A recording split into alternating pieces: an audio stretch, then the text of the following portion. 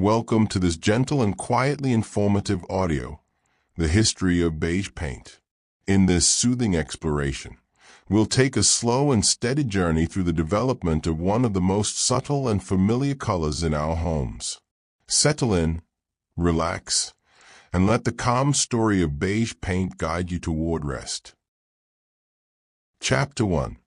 Introduction to Beige as a Concept. In the calm and unhurried world of interior decoration, there exists a color so quietly persistent, so remarkably restrained, and so wonderfully unassuming that it has shaped the visual environment of countless homes, offices, hallways, and municipal waiting rooms. That color is beige. This opening chapter explores beige not as a mere pigment or decorative decision, but as a cultural presence, a soft, steady backdrop that has existed in harmony with human domestic life for well over a century. To begin, let us consider the very word beige. The term is believed to originate from the French language, where it originally described natural, undyed wool that had not been bleached, tinted, or altered. In other words, the color beige was associated with material in its original, unembellished state. It is a color that does not seek attention, nor does it impose itself upon the viewer. It simply exists, offering a sense of stability, predictability, and gentle neutrality. Before the 1960s, beige already had a surprisingly stable reputation. It was considered appropriate for individuals who valued modesty, practicality, and a soothing environment devoid of distraction. Even in the early decades of the 20th century, people frequently selected beige textiles, beige linens, and beige wallpapers, particularly those seeking a backdrop that would neither dominate a room nor provoke strong emotional reactions. This brings us to the notion of public perception. Beige has often been described as the color that allows the mind to rest. Some might interpret this as dullness, but for many households, dullness in a wall paint was a virtue. A wall painted in beige did not argue with furniture. It did not clash with curtains. It did not interrupt a conversation. It simply stood, quietly, offering a consistent environment in which everyday activities could unfold without visual intrusion. In the years leading up to 1960, beige had become widely recognized as a so-called safe choice. Magazines of the era frequently referred to it as a dependable hue or a universal neutral. It was praised for its ability to remain relevant whether the homeowner decorated their space with wooden furnishings, metal furnishings, minimalist furnishings, or traditional floral patterns.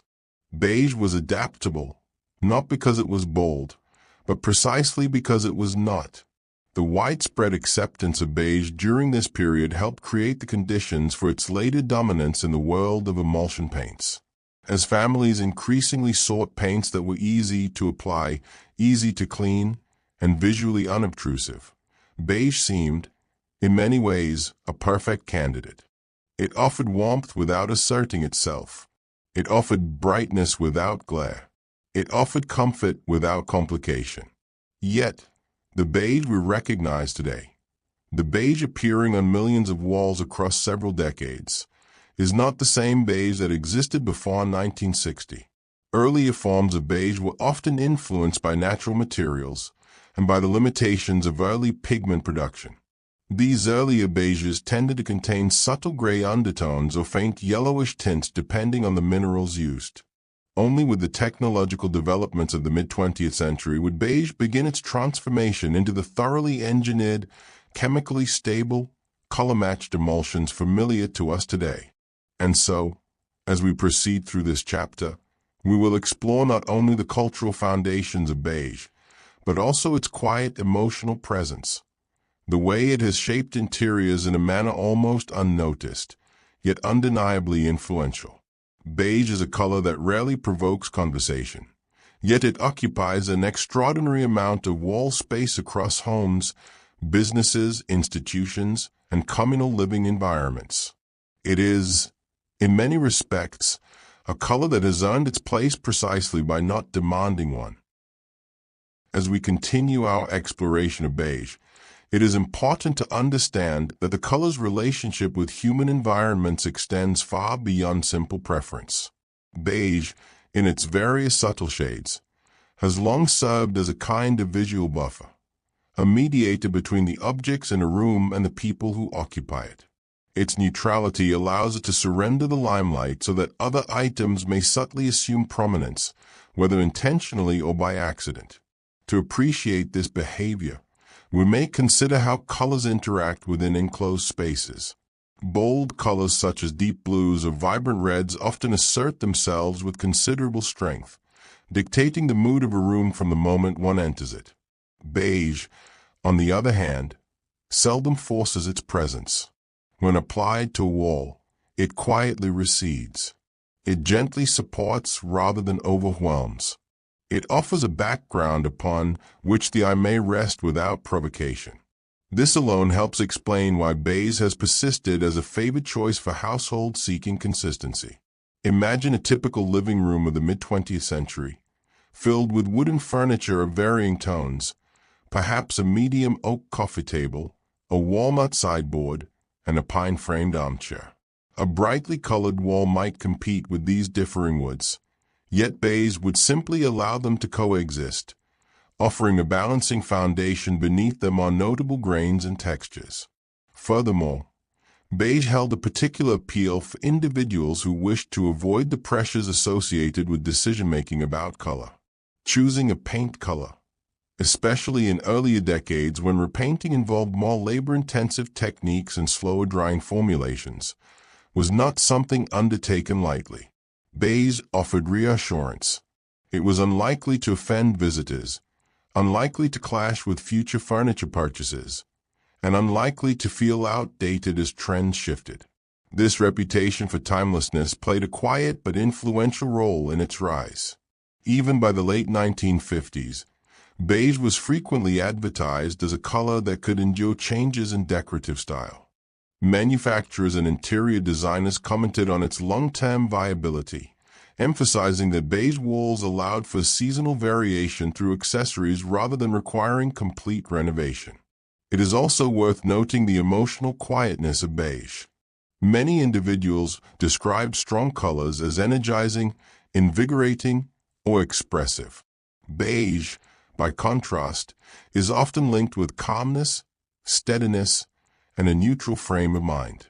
This suited environments where people desired peace: bedrooms, living rooms, modest offices, and spaces intended for reading or quiet reflection.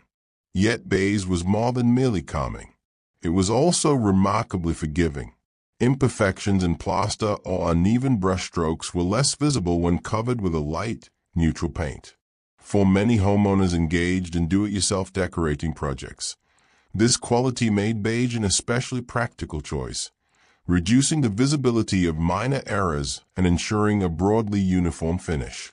We must now also consider beige in relation to natural light. Unlike bright white, which can create glare in a well-lit room, beige gently diffuses sunlight. It softens shadows, reduces sharp contrasts, and creates an environment where brightness is present but moderated. This effect contributed to beige's suitability for north-facing rooms, which often required a hue capable of introducing warmth without relying on artificial illumination. Because of these unique behaviors, beige gradually established itself not simply as a color, but as an assumption, a default choice that required no justification. To paint a room beige was to choose stability, predictability, and universally acceptable simplicity. Few argued in its favor, yet even fewer contested its quiet authority. Before we move to the next part of this chapter, it is helpful to pause and consider just how much emotional labor beige has quietly performed. It has absorbed light without demanding attention. It has allowed rooms to undergo shifting styles, disappearing gracefully behind new furnishings and fashions. It has acted as a blank page upon which the theater of domestic life unfolds, rarely praised yet consistently relied upon. In the sections ahead, We will examine how these cultural and emotional associations formed the foundation for beige's eventual development into the modern emulsions of the 1960s and beyond. The story of beige is, at its core, a story of subtle evolution, one that mirrors the slow, steady changes occurring within homes, manufacturing processes, and interior design preferences over more than 4 decades. As we continue to explore the conceptual foundations of beige, it becomes increasingly clear that this color occupies a unique position at the intersection of practicality, psychology, and cultural convention. Beige does not compete.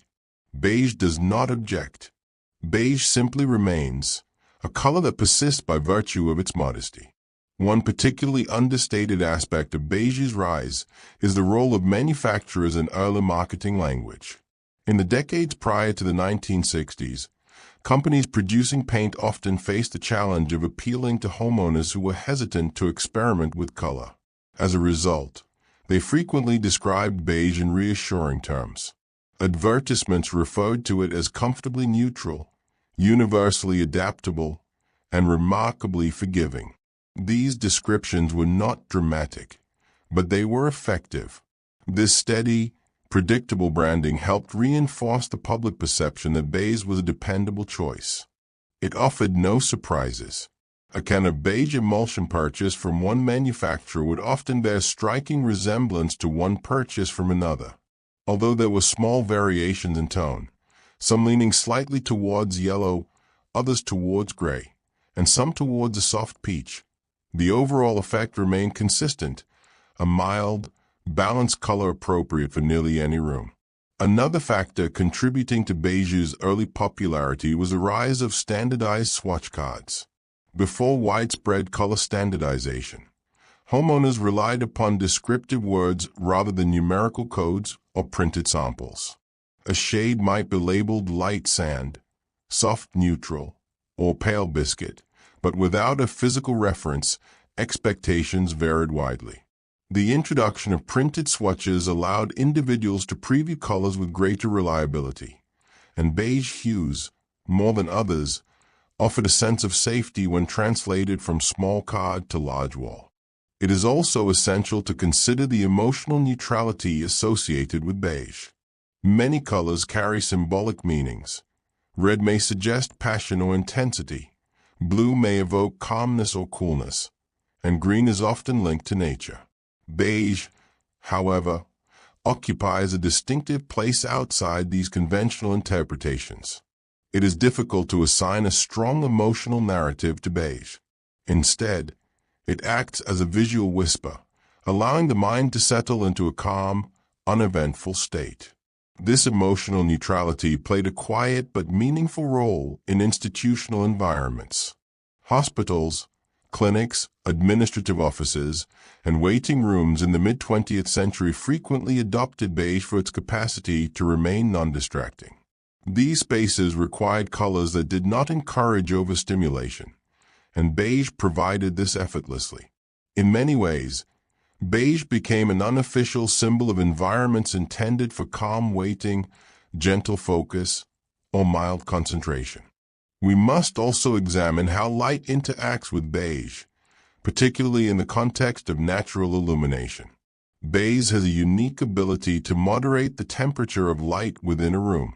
In spaces receiving cool, northern light, beige can introduce a soft warmth that counterbalances the natural blue tones. Conversely, in rooms exposed to strong southern sunlight, beige prevents the overwhelming brightness associated with pure white walls. It is this gentle modulation of light that helped establish beige as a highly practical option for a wide variety of architectural orientations. Large household catalogs of the late 1950s often featured entire living room sets displayed against beige walls. This was not accidental. Retailers understood that beige allowed furniture to be presented without visual interference. Dark wood cabinets appeared slightly richer, patterned sofas seemed slightly softer, and metallic lamps reflected light with pleasing subtlety when positioned against a beige backdrop. Thus, beige began to serve not merely as a decorative choice but as a facilitating color, one that enhanced and complemented without overshadowing. This also contributed to beige's adoption in rental properties and newly built homes. Home builders favored it because it reduced the likelihood of tenants objecting to wall colors. Tenants favored it because it required no immediate repainting. Beige became the compromise color, one that demanded little, promised much stability, and created few disagreements. In reflecting upon these developments, we may conclude that the pre-1960s world established the perfect conditions for beige to flourish once emulsion technology advanced. The public already trusted beige. Designers already recommended it. Retailers already showcased it. And manufacturers already promoted it. All that remained was a technological refinement that would allow beige to spread with even greater consistency and reliability. As we draw this introductory chapter to a gentle, unhurried close, it is useful to reflect on how beige came to occupy such a stable and reassuring position within domestic and institutional spaces. Beige did not ascend through sudden popularity, nor did it emerge from a bold artistic movement. Instead, it progressed slowly, moving quietly from one era to the next, supported by the understated preference of individuals seeking visual calmness. One final element worth exploring is the psychological comfort associated with predictability. When people enter a space painted in beige, they often describe a sense of familiarity. This is because beige is a color encountered in countless environments: homes, offices, hallways, guest bedrooms, community centers, modest hotels, and transitional spaces such as corridors and stairwells. Through repetition, beige becomes not merely a color but a subtle reassurance, a reminder of spaces where one has waited, rested, or reflected in quiet. This cumulative familiarity contributed significantly to beige's cultural stability by the mid-20th century. When a color is encountered frequently enough, people begin to perceive it not as a decorative decision, but as an assumption, something that simply belongs on walls unless a deliberate choice is made otherwise. Beige became the background to daily life, forming a soft, almost unnoticed frame for domestic activities such as reading, dining, working, and relaxing. In addition to this emotional constancy, beige benefited from its ability to remain neutral across different forms of artificial lighting. Incandescent bulbs, which were widely used throughout the first half of the 20th century, cast a soft, warm glow that beige absorbed gracefully. Later fluorescent tubes, known for their cooler light, did not cause beige to appear harsh or overly saturated. Instead, the color maintained a consistent softness, contributing further to its reputation as a dependable choice. Moreover, beige possessed a practical capability that appealed greatly to households and institutions alike. It showed fewer marks than pure white, hid small imperfections in plaster more effectively than darker colors, and aged with a slower, more uniform fading pattern. These qualities meant that beige walls required less maintenance, and when repainting did become necessary, homeowners often selected beige again out of a desire to maintain visual consistency. Another subtle but meaningful detail is beige's relationship with texture. When applied to rough plaster, wood chip wallpaper, or lightly textured surfaces, all of which were common in many 20th century homes, beige helped to moderate shadow contrast, thereby reducing the appearance of uneven surfaces. In glossy or satin finishes, beige reflected light calmly, enhancing the perception of smoothness. This adaptability made beige highly compatible with both older and newer construction materials. In summary, the conceptual foundation of beige rests upon a series of harmonizing qualities: emotional neutrality, visual adaptability, cultural familiarity, and practical convenience. Beige functions simultaneously as a background, a buffer, and a balancer. It does not aspire to dominate a room. Rather, it seeks to support it.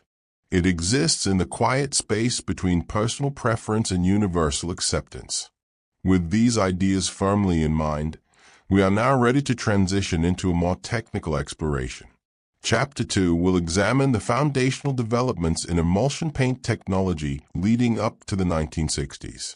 This period of scientific refinement set the stage for Beige's transformation from a simple pigment to a highly engineered household staple. By understanding these early innovations, we gain insight into how beige emulsions came to achieve their distinctive consistency, durability, and uniformity.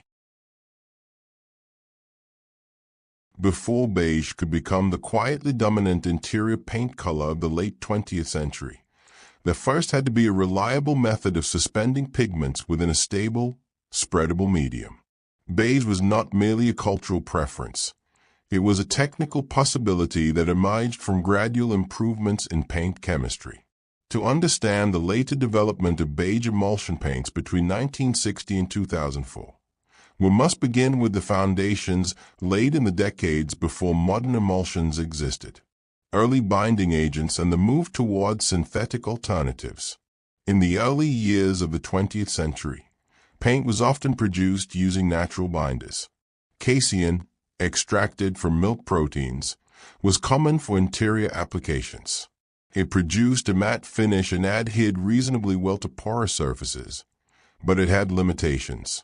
Casein paints were sensitive to moisture, required careful preparation, and tended to develop a brittle texture over time. This brittleness sometimes caused small cracks to appear, especially in environments with fluctuating humidity. Alongside casein, oil-based formulations were widely used. These paints relied on linseed oil or similar drying oils to suspend pigments. While durable, they emitted strong odors during application and drying, and the finishing process could require several days.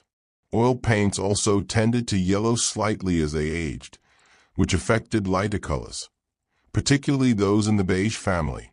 As a result, early beige tones often shifted subtly towards warmer, more muted shades over time. The desire for a stable, easy-to-apply alternative led chemists and manufacturers to experiment with synthetic binding agents. This marked the beginning of the transition towards emulsions.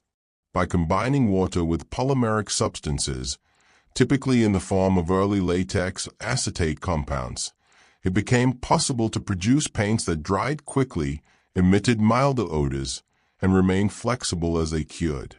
The emergence of early emulsions. By the 1930s, water-based emulsion paints were beginning to appear in commercial markets, though they remained relatively limited in availability. These early emulsions relied on polyvinyl acetate, often abbreviated as PVA, as a primary binder. PVA emulsions were smoother, more stable, and more predictable than their natural predecessors, offering improved consistency across batches. However, pigment dispersion was still a developing science.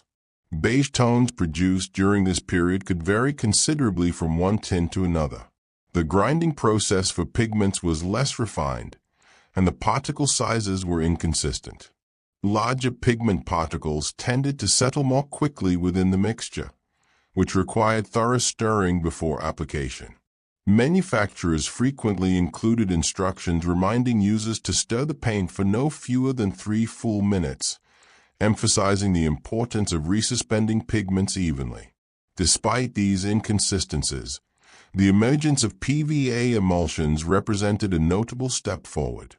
Homeowners appreciated the faster drying time and lower odor compared to oil-based alternatives. Institutional settings, such as schools and hospitals, valued the ease of maintenance and the ability to repaint walls with reduced disruption. These improvements laid the groundwork for beige emulsions to later become widely trusted and broadly adopted. The shift from mineral pigments to industrial pigment production. A significant change occurred in the way beige pigments were manufactured. For centuries, pigments had been derived from natural sources, minerals, clays, and organic materials. These pigments varied in quality, availability, and hue consistency. Beige pigments often came from earth-based materials that contained trace minerals, resulting in subtle variations from batch to batch. As industrial production methods advanced, chemists began developing synthetic pigments aimed at achieving greater uniformity. These pigments were engineered to maintain consistent hues when mixed with binders and extenders. The introduction of industrial titanium dioxide was especially notable, as it allowed lighter beige shades to maintain opacity without requiring multiple coats. Although titanium dioxide is often associated with white emulsions, its influence on beige should not be understated. When combined with carefully controlled quantities of yellow iron oxide, red iron oxide, or other mild tinting agents, it contributed to the familiar soft tones that would later define classic beige. The growing interest in household wall paints. In the years leading up to 1960, the popularity of interior wall paints began to rise as home improvement practices became more accessible. Paint manufacturers responded by producing emulsions that were easier to apply, easier to clean, and more resistant to common household challenges. These improvements were particularly meaningful for beige tones, which benefited from formulations that reduced streaking and improved drying uniformity. It is during this period that beige began its quiet transition from a simple color choice to a mainstay of interior decoration. While the technological developments themselves were not yet sufficient to create the modern beige emulsions of later decades, the foundation had been laid. A reliable water-based medium existed. Pigment production was becoming standardized, and consumers were increasingly comfortable using emulsions as a primary method of interior decoration, setting the stage for the 1960s. By the end of the 1950s, manufacturers were poised to introduce improved formulations capable of delivering more consistent coverage, smoother application, and more stable beige tones. Scientific advancements in polymer chemistry, combined with growing consumer demand, created the perfect conditions for beige to evolve into a refined, dependable product. From earth-based pigments to controlled pigment blends. For many years, beige pigments were produced by grinding naturally occurring materials, often iron-rich clays or lightly colored earths. These earth-based pigments possessed a gentle warmth, but their hue was influenced by factors such as soil composition, mineral traces, and geographic origin. As a result, early beige paints tended to vary subtly, even when labeled as identical shades. Manufacturers confronted a significant challenge. Consumers expected uniformity, particularly when purchasing multiple tins of the same color. A beige that leaned slightly more yellow in one batch and slightly more gray in another could result in a patchy finish across a single wall. To address this inconsistency, chemists began refining pigment processing methods. Pigments were milled more finely, sieved more thoroughly, and blended more carefully.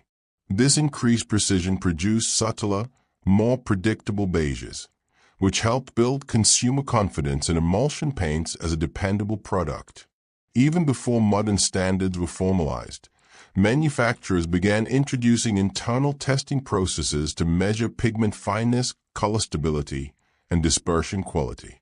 These improvements meant that, by the late 1950s, beige paints shared more similarities from tin to tin than ever before, a significant step toward the uniform beige emulsions that would dominate the decades ahead. Advancements in early synthetic pigments. The emergence of synthetic pigments represented one of the most meaningful developments in the journey towards modern beige. Synthetic pigments were engineered to replicate natural colors with greater accuracy, stability, and predictability. They reduced the likelihood of color drift, the gradual change of hue as paint dried or aged. Among the pigments crucial to the evolution of beige were the following: yellow iron oxide, which produced warm, muted tones. Red iron oxide, used sparingly to introduce faint warmth or balance greenish undertones. Raw umber and burnt umber derivatives, contributing to subdued brownish notes. When carefully blended with titanium dioxide, these pigments produced beige hues that were pleasantly soft, stable under varying lighting conditions, and resistant to fading. Titanium dioxide, in particular, allowed beige paints to achieve opacity without relying on excessive pigment concentration, which improved drying uniformity and reduced streaking. These innovations made beige an increasingly appealing option for both domestic and institutional applications. The evolution of emulsion binders. The creation of synthetic binders was another pivotal advancement. Early polyvinyl acetate emulsions formed films that were more flexible and less prone to cracking than casein-based alternatives. This flexibility allowed beige walls to remain visually stable even when temperature fluctuations or household movement placed subtle stresses on the paint layer. Furthermore, improved binder formulations increased pigment suspension, reducing the need for prolonged stirring before painting. Homeowners appreciated this convenience, especially during a period when do-it-yourself decorating was becoming more common. As emulsions became easier to use, beige became easier to trust, a color that responded predictably to brushes, rollers, and pads, regardless of the painter's experience level. Early additives and their quiet influence. Though seldom acknowledged by consumers, additives played a crucial role in stabilizing beige emulsions. Antifoam agents reduced bubble formation. Thickening agents improved application control. Fungicides reduced the risk of mold growth in damp environments. Even small adjustments to additive concentration could influence how beige dried on a wall, ensuring that one coat matched the next, and that the final appearance remained uniform. These additives did not alter beige's cultural identity, but they significantly improved its technical dependability. The rise of color standardization. By the late 1950s, manufacturers began adopting internal color standardization practices. Using early spectrophotometric tools, they compared finished paint batches to master samples. This practice ensured that when a paint was labeled light beige or soft cream, the hue remained recognizably consistent across production cycles. Although the standards were far from perfect, they established a foundation for the more rigorous color-matching practices introduced in subsequent decades. Beige gained stability not only in households but also in manufacturing environments, forming the bridge between traditional pigments and the modern emulsions that would soon rise to prominence. Towards a new era of emulsion paints. By the beginning of the 1960s, the paint industry had reached a turning point. Synthetic pigments were becoming more accessible. Polymer science had advanced to create reliable emulsions. Additives improved drying behavior and durability, and consumers had begun to expect consistency and ease from their wall paints. All of these developments prepared the way for the beige explosion that defined the 1960s and 1970s. The decades when beige would transition from being merely common to becoming almost universal. As we move deeper into the technical origins of early emulsion paints, it becomes necessary to examine the chemistry underlying their formation. Although modern emulsions may appear straightforward, a smooth liquid applied with a brush or roller, their creation involved careful balancing of ingredients to produce a coating that adhered predictably, dried evenly, and maintained its color over time. The chemistry of early emulsions. An emulsion paint begins not with pigment, but with the formation of a stable dispersion of microscopic polymer particles suspended in water. In the earliest water-based formulations, these particles were often derived from polyvinyl acetate or related compounds. The particles were dispersed through mechanical agitation, creating a fine mixture that behaved like a cohesive liquid despite containing both solid and liquid components. For beige paints of the pre-1960s era, this chemical foundation was essential. Pigments alone could not provide the necessary coverage or adhesion. They required a binder that would hold them in place once the water evaporated. As emulsions dried, the polymer particles slowly coalesced, forming a thin, continuous film.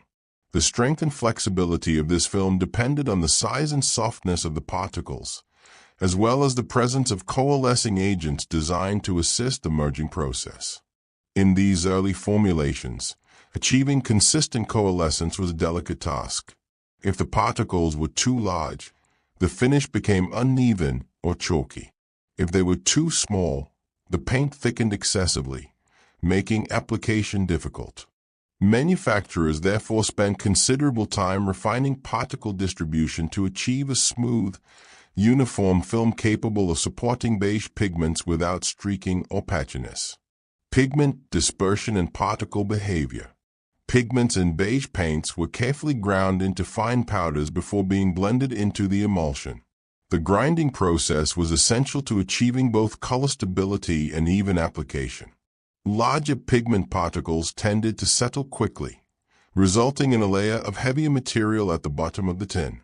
Smaller particles dispersed more consistently, maintaining a balanced color throughout the mixture. To support uniform dispersion, early beige formulations often included surfactants, compounds that reduced the surface tension between pigment particles and the surrounding liquid. These surfactants allowed pigments to remain suspended for extended periods, ensuring that beige tones remained stable from the moment the tin was opened to the final stroke of application. Although stirring was still recommended before use, consumers reported fewer inconsistencies as surfactant technology improved. Beige, long admired for its subtlety, benefited greatly from these advancements. A color defined by its evenness required an equally even distribution of pigment. The drying process and early curing behavior. Drying was another essential aspect of early emulsion technology. Oil-based paints dried by oxidation, a slow chemical reaction that often required days or even weeks to complete. Emulsion paints, by contrast, dried as water evaporated. This evaporation process occurred more rapidly, especially in well-ventilated rooms, allowing walls to be repainted or furnished sooner. Beige paints of the era gained their reputation for practicality partly because they dried with notable reliability. The absence of strong solvents meant reduced odor, and the relatively low viscosity made them suitable for a wide range of application tools. Once the water evaporated and the binder coalesced, the remaining polymer film held the pigment in place with sufficient durability for everyday use. The curing process continued quietly even after the surface appeared dry. Over the course of several hours, the film strengthened as residual moisture dissipated. This gradual curing contributed to beige's ability to form smooth, uninterrupted surfaces, particularly in matte finishes where imperfections would be more visible. Manufacturing techniques of the pre-1960s era. Early manufacturing processes relied on large mixing vessels in which ingredients were blended in precise order. Pigments were often introduced slowly, allowing the binder to encapsulate each particle before additional components were added. Manufacturing facilities used mechanical stirrers capable of maintaining consistent rotational speeds to ensure uniformity throughout each batch. Quality control, though less advanced than in later decades, involved visual inspection of test swatches. Technicians compared wet and dry samples to master references, checking for hue consistency, coverage, and drying uniformity.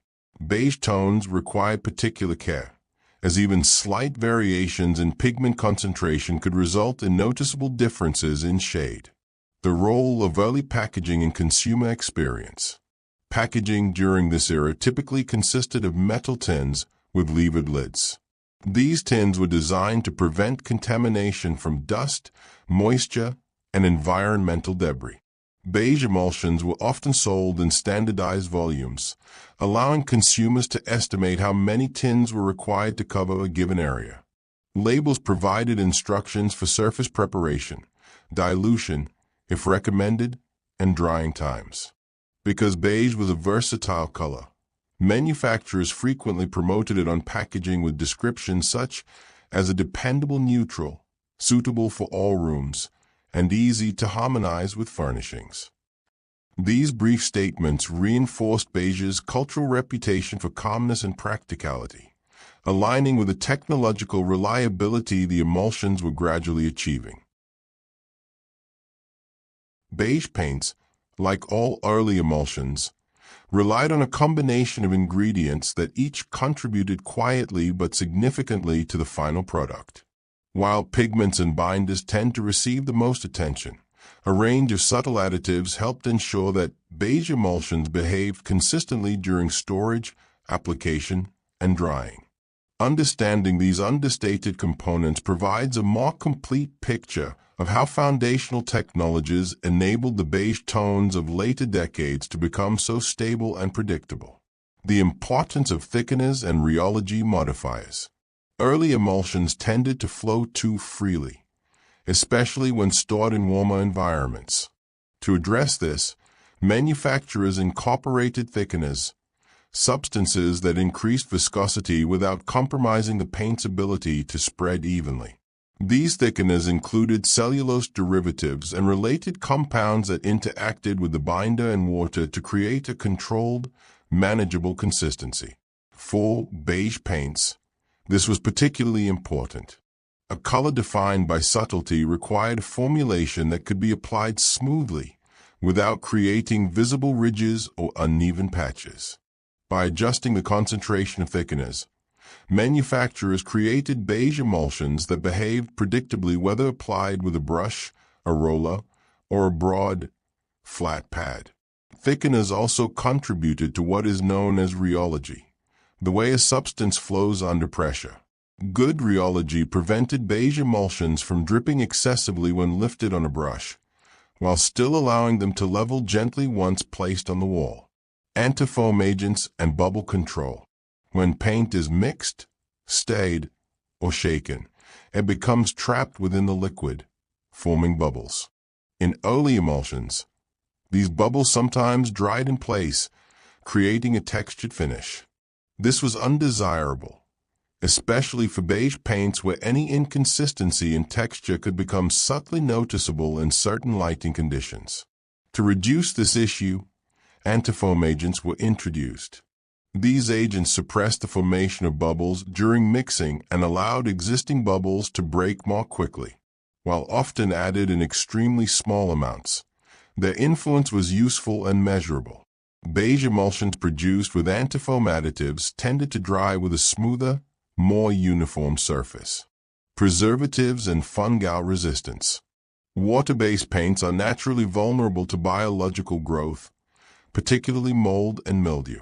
In damp environments, early emulsions sometimes developed a fine film on the surface of the stored product. This issue was mitigated by adding preservatives designed to inhibit fungal development. The inclusion of these preservatives allowed beige emulsions to be stored safely for longer periods and ensured that the contents remained usable even if the tin sat unopened on a shelf for several months. The reliability of the stored product contributed to the gradual rise of do-it-yourself decorating, where homeowners appreciated the convenience of having a stable paint ready when needed. Stabilizing agents and pigment suspension. In addition to surfactants, stabilizing agents helped maintain pigment suspension throughout the paint. Even finely ground beige pigments were prone to settling, especially when the paint was stored for extended periods. Stabilizing agents reduce this tendency by strengthening interactions between pigment particles and the surrounding liquid. This improved suspension meant that beige paints could be applied with fewer concerns about color inconsistency. A wall painted from the top of the tin and a wall painted using paint from the bottom would look virtually identical, provided the mixture was stirred briefly before use. Early temperature sensitivity and seasonal production adjustments. In the era before advanced climate-controlled manufacturing environments, temperature played a subtle but meaningful role in emulsion behavior. Cold conditions could cause binders to thicken excessively, while warm conditions could reduce viscosity or encourage bacterial growth. Manufacturers adjusted their production methods seasonally to accommodate these variations. Winter batches often included slightly different proportions of coalescing agents to ensure proper film formation in cooler environments, while summer batches required careful monitoring to prevent premature drying during manufacture. These small adjustments, made quietly behind the scenes, helped ensure that beige emulsions remained consistently usable regardless of the time of year in which they were purchased. The emergence of consumer trust. By the end of the pre-1960s period, consumers had begun to notice a marked improvement in the reliability of emulsion paints. Beige, already favored for its visual neutrality, became increasingly associated with products that behaved predictably. Walls coated in beige emulsions dried evenly, adhered reliably, and maintained their color for longer periods than earlier formulations. This steady improvement established a foundation upon which the beige boom of subsequent decades would build. Beige was not yet the dominant household color, but it had earned a reputation for practicality that set the stage for its widespread adoption. By the time the 1950s drew to a close, the various elements that would shape the future of beige emulsion paints had quietly aligned. The chemistry had stabilized, pigment production had become more precise, and manufacturing practices had grown increasingly systematic. These developments formed a foundation upon which the beige tones of later decades would be able to flourish, not through dramatic reinvention, but through steady refinement. The gradual standardization of color naming. As pigments became more predictable, manufacturers began establishing clearer naming conventions for the colors they produced. Beige shades, once described vaguely as light neutral, pale cream, or soft biscuit, began receiving more specific titles. These names reflected subtle differences in undertone and warmth. Some common pre-1960 beige descriptors included warm beige, indicating a soft, yellowish undertone; natural beige, suggesting a balanced, middle-tone neutral; pale beige, leaning towards cream without becoming fully white; stone beige, containing a faint grayish influence. Although these descriptors lacked the precision of later numerical color codes, they helped consumers distinguish between variations more confidently.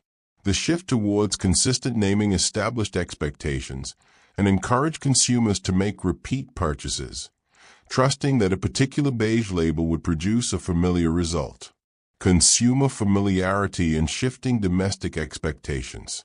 Decorating practices were also changing. More households had begun to repaint rooms themselves rather than relying on professional decorators. This increased consumer interaction with emulsions helped manufacturers identify preferences and improve their products accordingly. Homeowners appreciated that beige emulsions covered minor wall imperfections, dried with minimal streaking, matched a wide range of furnishing styles, and created a space that felt calm and orderly. The combination of these qualities helped beige transition from a color chosen to minimize risk into a color chosen to maximize comfort. In many homes of the period, beige became the default interior color simply because it aligned effortlessly with the understated sensibilities of the time. Institutional use and the spread of visual neutrality. Institutions were influential in normalizing beige. Schools, administrative buildings, and waiting rooms often selected beige for reasons of practicality rather than aesthetics. Beige walls reduced glare from artificial lighting, worked well with both wooden and metal furnishings, and created environments that felt understated and unobtrusive. This widespread institutional use reinforced beige's identity as a dependable, neutral option suitable for nearly any setting. Individuals who encountered beige walls at work or in public spaces naturally considered it a safe and familiar choice for their own homes. Technological preparedness for the decades ahead. Though early emulsions still had limitations, such as moderate washability and occasional variation in pigment concentration, the essential chemistry had become viable. Binders were reliable, pigments were increasingly consistent, and additives had improved the overall behavior of the paint. These incremental advancements ensured that, as the 1960s approached, the paint industry was ready to introduce more sophisticated emulsions. The improvements that followed would allow beige tones to expand dramatically in variety, stability, and popularity. What is notable about this era is the quietness of the transformation. There were no widespread announcements, no prominent cultural shifts attributed to paint chemistry. Instead, a series of small refinements accumulated over time, gradually creating a product that was smoother, more predictable, and better suited to the evolving expectations of homeowners and institutions alike. Beige before its era of influence. By the final years before 1960, beige existed as a color of quiet confidence.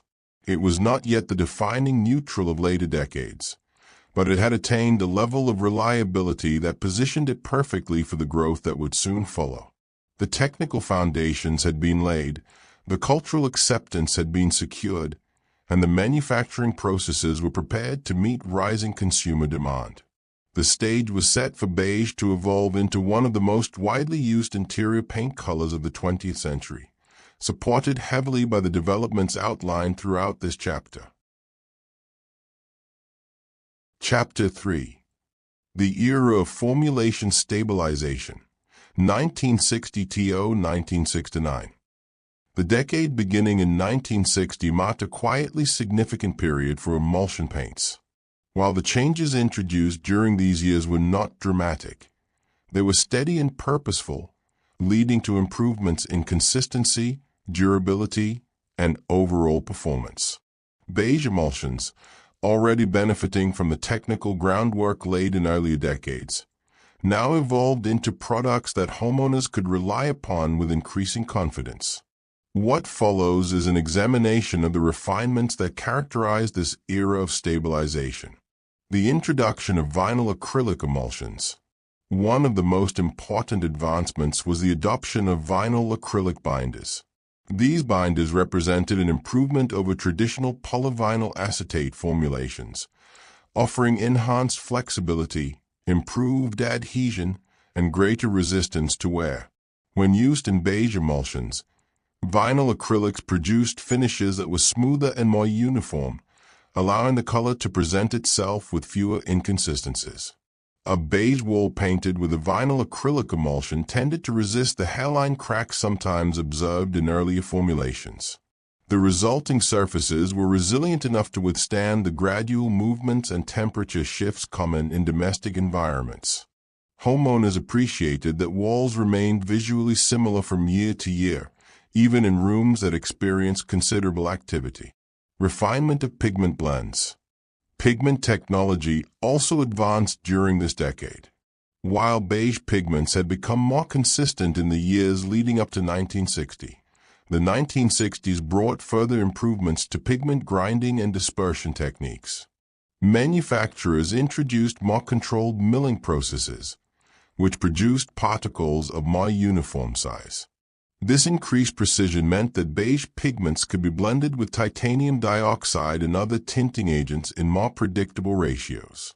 Subtle variations in undertone, whether slightly warm, slightly cool, or softly neutral, could now be reproduced across batches with a level of reliability that earlier decades could not achieve. These refinements also helped beige emulsions achieve better coverage. Fewer coats were required to reach a consistent finish, and the resulting color tended to dry evenly even in rooms with uneven lighting. The introduction of off-beige and cream beige variants. As stabilization improved, manufacturers began experimenting with subtle variations of beige. During the 1960s, consumers were introduced to new classifications such as off-beige, a slightly muted tone with restrained warmth; cream beige, offering a softer, lighter variant that bordered gently on cream; and balanced beige, a middle tone designed to remain neutral in different lighting conditions. These new categories were not revolutionary, but they provided homeowners with modest options while remaining comfortably within the beige family. This expanding range allowed individuals to make small, safe choices without venturing into bold or highly saturated colors. Packaging improvements. Packaging also evolved during this period. Metal tins were increasingly produced with more secure seals, reducing the likelihood of an entry that could affect the paint's consistency.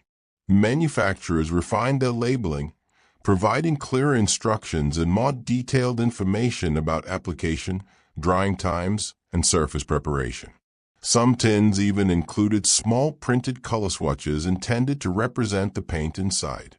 Although small in scale, these swatches gave homeowners a preliminary idea of the hue they were selecting, reinforcing the trust placed in Beige's neutrality.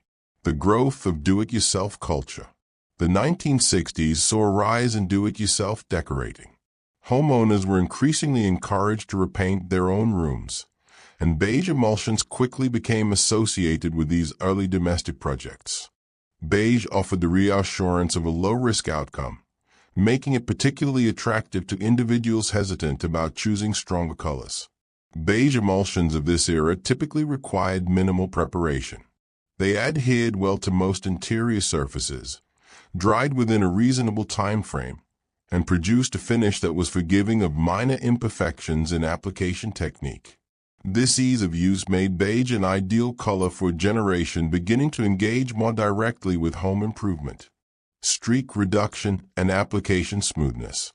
Perhaps the most immediate improvement noticed by users was the reduction in streaking. Earlier emulsions occasionally dried with faint roller marks or subtle unevenness, especially when applied in warmer environments. The improved binders and refined pigment distributions of the 1960s helped mitigate these issues. A beige wall painted during this period often dried with a soft, almost velvety uniformity. This reliable finish reinforced beige's growing reputation as a dependable interior choice, one that offered a calm and orderly appearance with minimal effort. The 1960s represented a period of quiet refinement in the world of emulsion paint production. While consumers experienced beige as a simple, dependable wall color, the manufacturing processes behind it were becoming increasingly structured. This refinement contributed directly to beige's emergence as one of the most stable, predictable, and widely adopted interior colors of the late 20th century.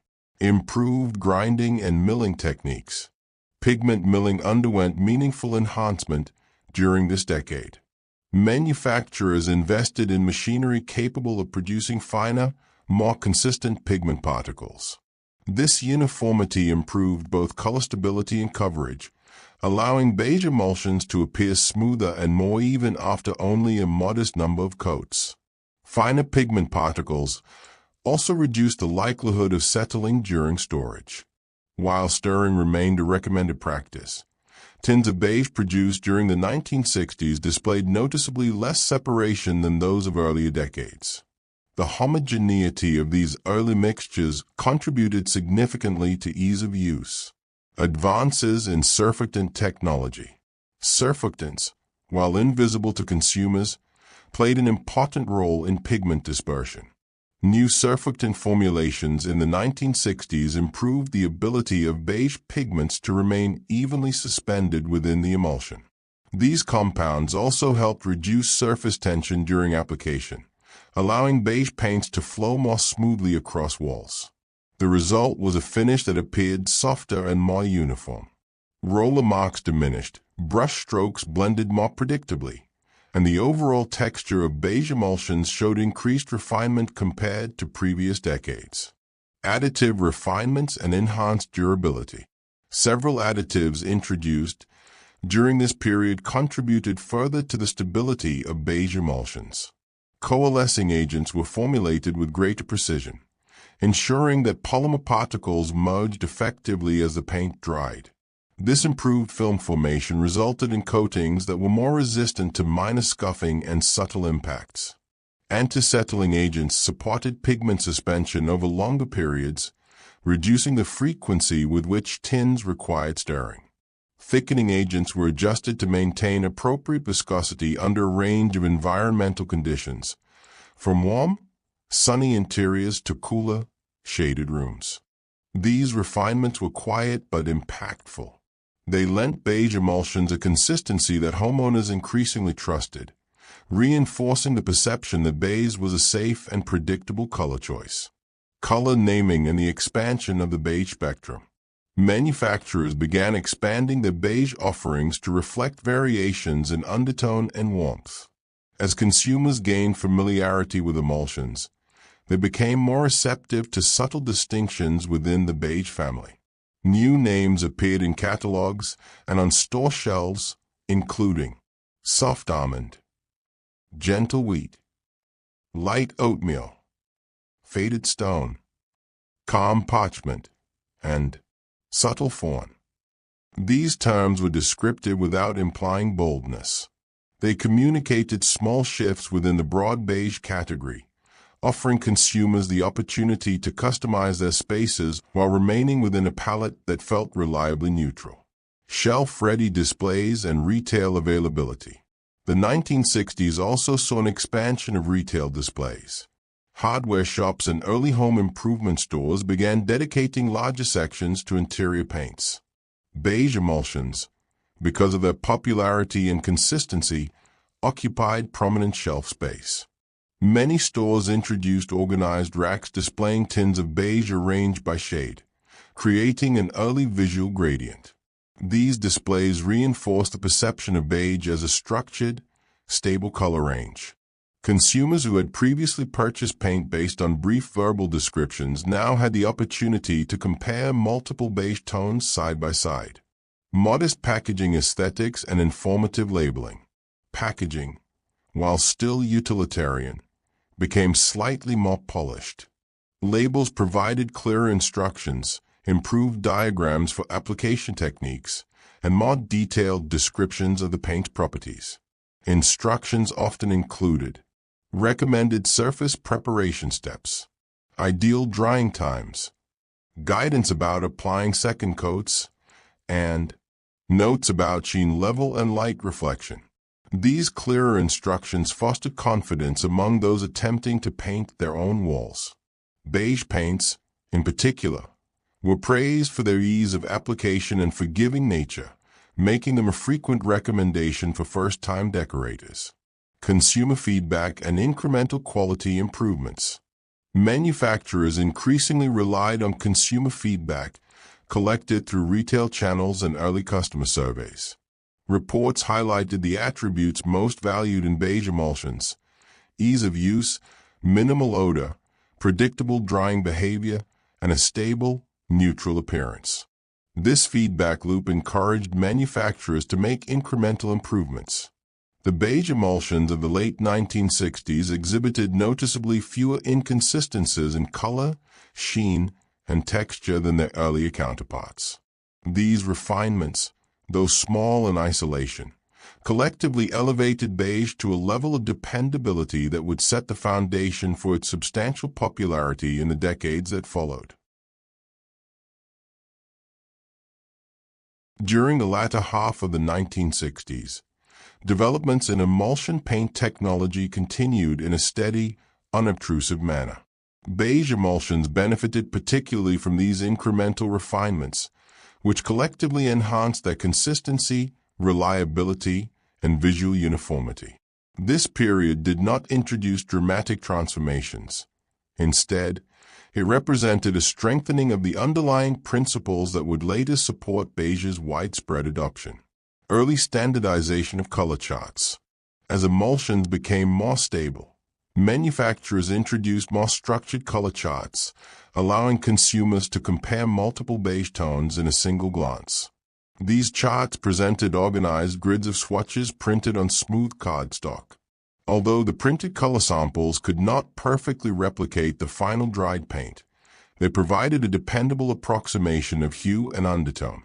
These charts played a quiet but important role. They allowed consumers to select beige tones with greater confidence and contributed to the perception of beige as a predictable, well-defined category of color. Variations such as warm beige, muted beige, and soft neutral beige were arranged logically, reinforcing the idea that beige existed as a spectrum rather than a single shade. Improved tinting practices. Tinting machines used in retail settings to create custom colors began to improve during this decade. Earlier tinting practices relied heavily on manual measurements, which could result in inconsistencies. In the 1960s, Mechanical tinting systems were introduced with enhanced accuracy, allowing retailers to add precise amounts of colorant to a neutral base. These improvements benefited beige more than many other colors. Because beige relies on subtle pigment ratios, even a small deviation could alter its appearance noticeably. Mechanical tinting reduced these variations, ensuring that a tin of beige produced in one location matched a tin produced in another. The rise of satin and soft sheen finishes. While matte finishes remained common, the 1960s saw increased interest in satin and soft sheen emulsions. These finishes contained slightly higher binder concentrations, allowing them to reflect a modest amount of light. Beige tones appeared smoother and more luminous in these finishes, especially in rooms with limited natural light. Satin beige offered several advantages: improved washability, increased resistance to scuffing, a modest reflective quality that enhanced brightness, and a surface that maintained its appearance for longer periods. These qualities helped expand beige's suitability for kitchens, hallways, and other high-traffic areas. Solvent regulations and low-odor formulations.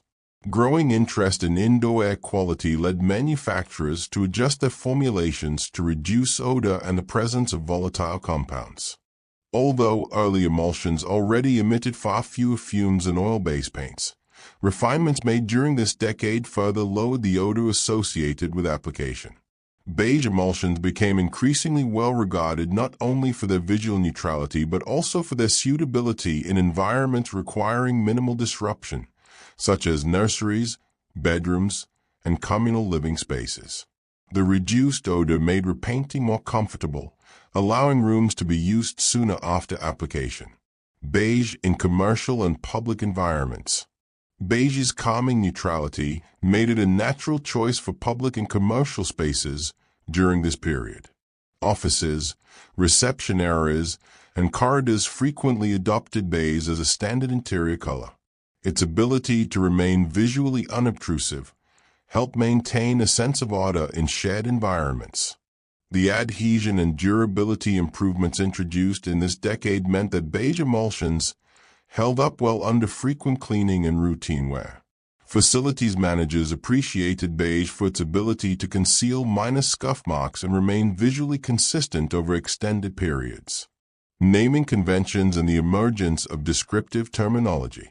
The 1960s introduced a subtle shift in how beige was marketed.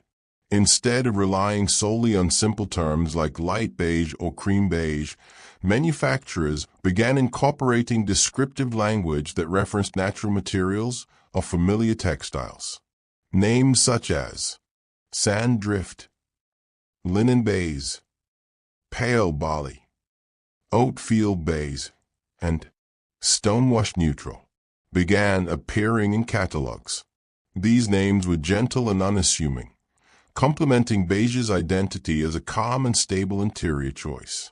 Consumer trust and the quiet rise of beige popularity. By the end of the decade, consumers increasingly viewed beige emulsions as a dependable option for interior walls. The technical improvements of this era sharpened beige's reputation for ease of application, predictable drying, modest maintenance, and broad aesthetic compatibility. The result was a calm, sustained rise in beige's usage, marked not by dramatic spikes but by steady, widespread acceptance. Beige had transitioned from a practical choice to a widely recommended standard, appreciated by homeowners, decorators, and retailers alike. As the 1960s progressed, the foundation of what would later become the most familiar forms of beige emulsion paint was firmly established. Manufacturers had refined their processes, consumers had grown accustomed to the dependable qualities of beige, and the broader marketplace began to view beige not simply as a color but as a practical solution to domestic and commercial decorating needs. The quiet emergence of uniform coverage. One of the defining achievements of this decade was a gradual improvement of coverage consistency. Earlier periods often required multiple coats to attain a uniform appearance, particularly with lighter beige tones that contain significant quantities of titanium dioxide. By the mid to late 1960s, the combination of improved binders, better pigment dispersion, and more uniform particle sizes resulted in beige emulsions that covered more effectively with fewer applications. This shift was meaningful for first-time decorators, as it reduced both the time spent painting and the amount of paint required. For institutions, it meant faster refurbishment of rooms with minimal disruption. Beige became a reliable color not merely because of its visual neutrality, but because of its predictability in use. Refinement of drying characteristics. Drying times also stabilized considerably during this era. Whereas earlier emulsions sometimes dried unevenly, creating faint patches of variations in sheen, the formulations of the later 1960s dried with greater uniformity. Beige tones benefited significantly from this, as even small inconsistencies could previously be noticeable due to the color's subtle nature. Improved coalescing agents ensured that polymer particles merged consistently as water evaporated. This created a smooth, even film that supported beige pigments without visible interruptions or surface irregularities. Consistency across lighting conditions. Another understated improvement was the development of beige tones that remained stable under varying lighting conditions. Earlier formulations occasionally shifted in appearance depending on whether the light source was warm incandescent, cool fluorescent, or natural daylight. While some variation was inevitable, refinements in pigment blending helped minimize these shifts. This stability made beige increasingly attractive to homeowners who decorated rooms used at different times of day, as well as to offices and commercial settings where lighting conditions varied across spaces. Modest expansion of sheen options. Although matte finishes remained dominant, the availability of soft sheen and subtle satin alternatives grew steadily. These finishes allowed consumers to choose the level of reflectivity that suited their space without departing from the dependable neutrality of beige. Soft sheen finishes provided gentle light reflection, improved resistance to marks, and easier cleaning capabilities. These features expanded beige's suitability for spaces that experienced regular use, such as hallways, staircases, and dining areas. The establishment of beige as the safe default. By the end of the 1960s, beige had earned an identity that set it apart from other colors. Consumers increasingly described beige as the safe choice, a phrase that appeared in advertising, decorating guides, and casual recommendations. Safety, in this context, referred not only to aesthetic predictability but also to the technical stability that beige emulsions now routinely offered. Whether painting a new home, preparing a property for rental, or redecorating an office, beige stood as a dependable alternative to colors that carried the risk of strong visual impact or rapid obsolescence. Its ability to complement a broad range of furnishings, textiles, and design choices made beige an uncontroversial and universally acceptable option. Preparing the ground for the beige boom. The cumulative effect of the decade's improvements was subtle yet significant. Beige emulsions were no longer simply possible or convenient. They were refined products capable of delivering consistent results across diverse environments. Every small enhancement, whether in pigment stability, binder performance, or application behavior, reinforced beige's reputation as a calm, predictable, user-friendly color. By the close of the 1960s, beige had become firmly embedded in both domestic and commercial decorating culture. Its popularity did not yet reach the heights that would emerge in the following decade, but its foundation was unmistakably secure. Chapter 4.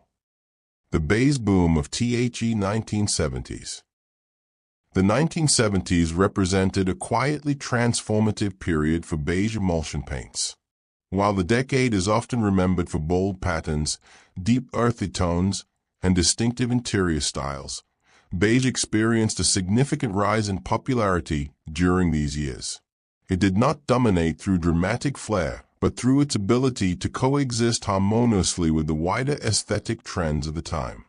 Beige served as a stabilizing force, a visually calming backdrop that supported bolder decorative choices without competing with them. The popularity of warm-tone neutrals.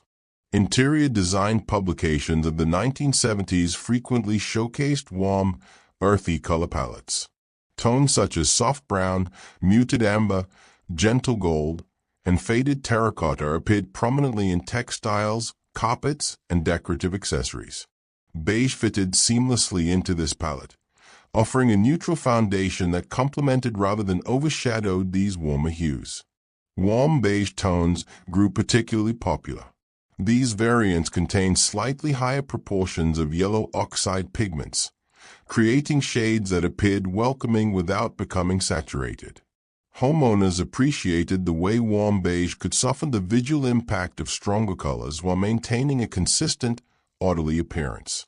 Influence of interior design magazines and catalogs. Magazines dedicated to home decoration played an important role in shaping consumer preferences during this period. Many publications presented living rooms, dining areas, and bedrooms furnished with patterned textiles and wood-heavy furniture typical of the era. Beige walls provided a steady backdrop that allowed these elements to stand out without visual conflict. The widespread use of beige in stage interiors helped establish it as a modern, desirable choice.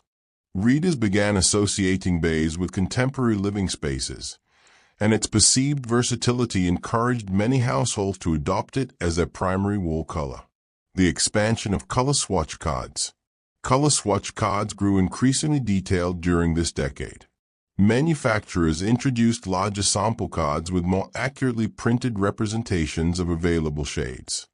Beige was often given entire columns or sections, reflecting the growing demand for subtle variations within the color spectrum.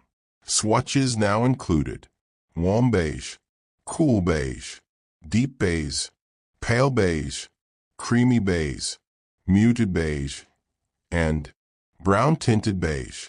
These increasingly nuanced distinctions allowed consumers to select beige shades with greater precision, confident that the color they chose would harmonize with their interior furnishings. New additives, anti-crack and anti-flake compounds. Emulsion performance also improved during this decade due to the introduction of specialized additives intended to enhance durability. Anti-crack compounds reduced the likelihood of microfractures developing as walls naturally expanded and contracted. Anti-flake agents helped prevent the surface film from lifting or peeling over time. These improvements were especially beneficial for beige emulsions, which tended to highlight surface imperfections more readily than darker colors. With enhanced durability, beige walls maintained a smooth, even appearance for longer periods, reinforcing the notion that beige was a practical, low-maintenance choice suitable for active households. The rise of DIY retailers and increased accessibility. The 1970s saw the growth of large-scale retailers offering a wide range of decorating supplies. These stores stocked numerous beige emulsions, displaying them prominently alongside application tools, sample boards, and instructional materials. Consumers found beige appealing because it allowed them to experiment with decorating while avoiding the potential pitfalls of more adventurous color choices. A room painted in beige looked complete even without elaborate furnishings. It felt calm, orderly, and visually cohesive, meeting the needs of households interested in modest, reliable decorating outcomes. Notable beige shades of the era.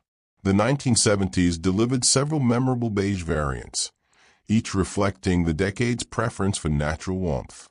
Shades such as earth beige, autumn wheat, harvest linen, soft grain, and candlelight beige became staples of retail displays. These variants maintained the classic neutrality of beige while introducing modest undertones that harmonized with wood-heavy interiors and patterned fabrics. Consumers frequently chose these tones because they matched well with common household items such as wooden dining sets, patterned sofas, brown carpets, and textured lampshades. Beige provided the cohesion that many homeowners sought, during a decade characterized by richly lit interiors. Beige as a stabilizing color in an era of change. Though the 1970s saw experimentation in fashion, architecture, and personal expression, interior spaces often relied on beige to provide a sense of balance. Beige mediated between different textures, patterns, and tones. It allowed bold carpets, intricate wallpapers, and busy fabrics to coexist without overwhelming the senses. This stabilizing quality led many households to view beige as an essential component of thoughtful decorating. It was a color that could quietly support a variety of design styles, whether rustic, modern, traditional, or minimalist. The 1970s continued to refine beige's role within domestic and commercial interiors. Although the decade is often remembered for its bold patterns and earthy tones, beige expanded steadily as a dependable neutral, benefiting from both technological advancements and shifting consumer expectations. This section examines the subtle yet significant refinements that strengthened beige's presence across a wide range of settings. Enhancements in binder technology. Binder formulations became more sophisticated during this decade. Manufacturers introduced acrylic-modified emulsions with improved flexibility and adhesion. These binders formed stronger films capable of resisting wear from everyday household activity. Beige emulsions benefited greatly from these enhancements. The improved flexibility reduced the likelihood of visible cracking, particularly in older homes where wall surfaces experienced minor movement. This allowed beige walls to maintain a smooth, continuous appearance with fewer interruptions or uneven areas. Consistency improvements in large-scale production.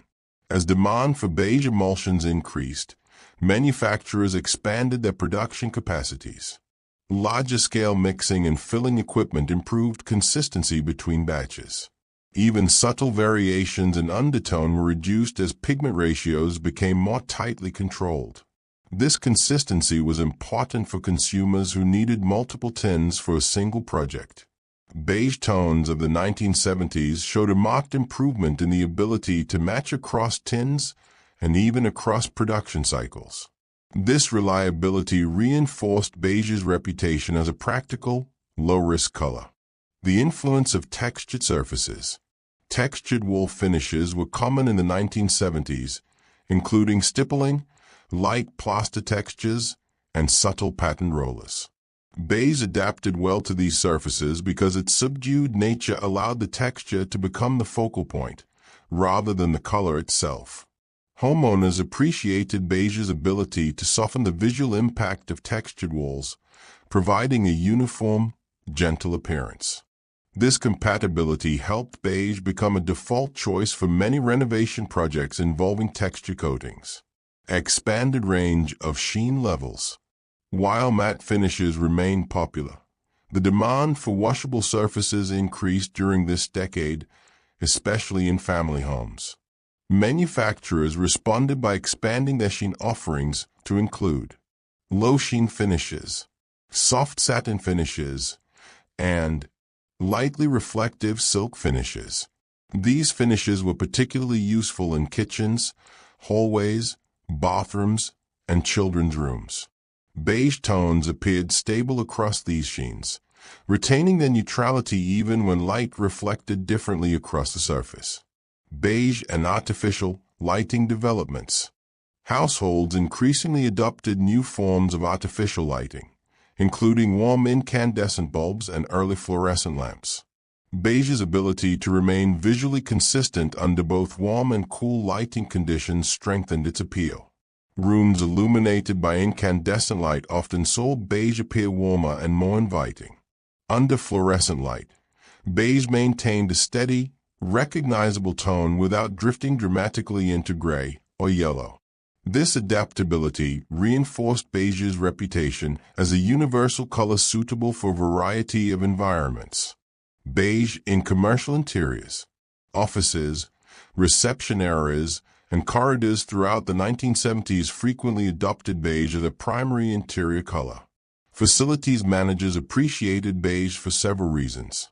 It created a neutral, professional appearance. It concealed minor scuff marks and surface imperfections. It coordinated easily with wood finishes, carpets, and modular office furniture. It reduced glare under fluorescent lighting. Beige became the quiet standard for many commercial settings, contributing to its widespread familiarity. Shifts in consumer behavior. Homeowners increasingly sought colors that could support long-term decorating plans.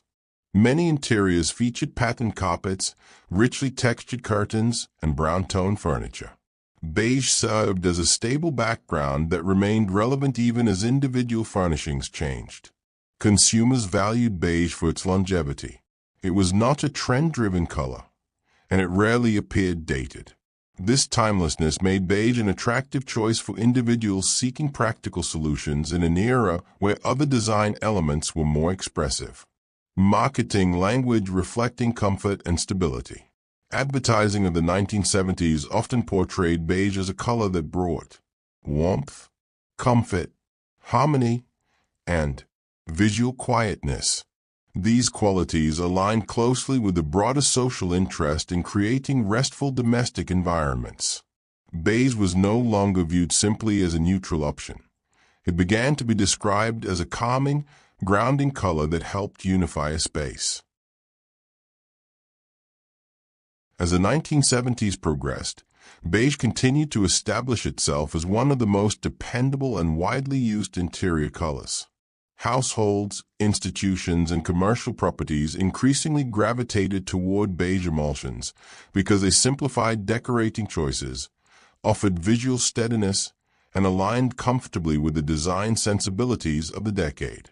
This section explores several further developments that help solidify beige's role during this influential period. The growing popularity of wall-to-wall carpeting. One of the defining interior trends of the 1970s was the adoption of wall-to-wall carpeting. These carpets often featured warm tones such as brown, amber, golden wheat, burnt orange, or muted terracotta. Beige complemented these carpets particularly well, offering a gentle visual transition from the flooring to the walls. Unlike stronger wool colors, which risk clashing with patterned or richly colored carpets, beige maintained harmony across a room, helping to unify its elements. This compatibility contributed significantly to beige's increasing popularity, especially in living rooms, bedrooms, and hallways where carpeting was most prevalent. The influence of wooden furniture and cabinetry. Wooden furnishings were prominent in 1970s interiors. Dark wood sideboards, pine dining sets, and walnut cabinets appeared in many homes. Beige walls enhanced these features by providing a neutral backdrop that did not compete with the natural grain and texture of the wood. The trend towards coordinated wooden furniture sets further increased beige's relevance. Beige offered a color that bridged the gap between furniture pieces of varying tones without drawing attention to itself, allowing the wood to become the primary visual feature of a room. Beige as a companion to patterned soft furnishings. Another characteristic of the decade was the widespread use of patterned fabrics.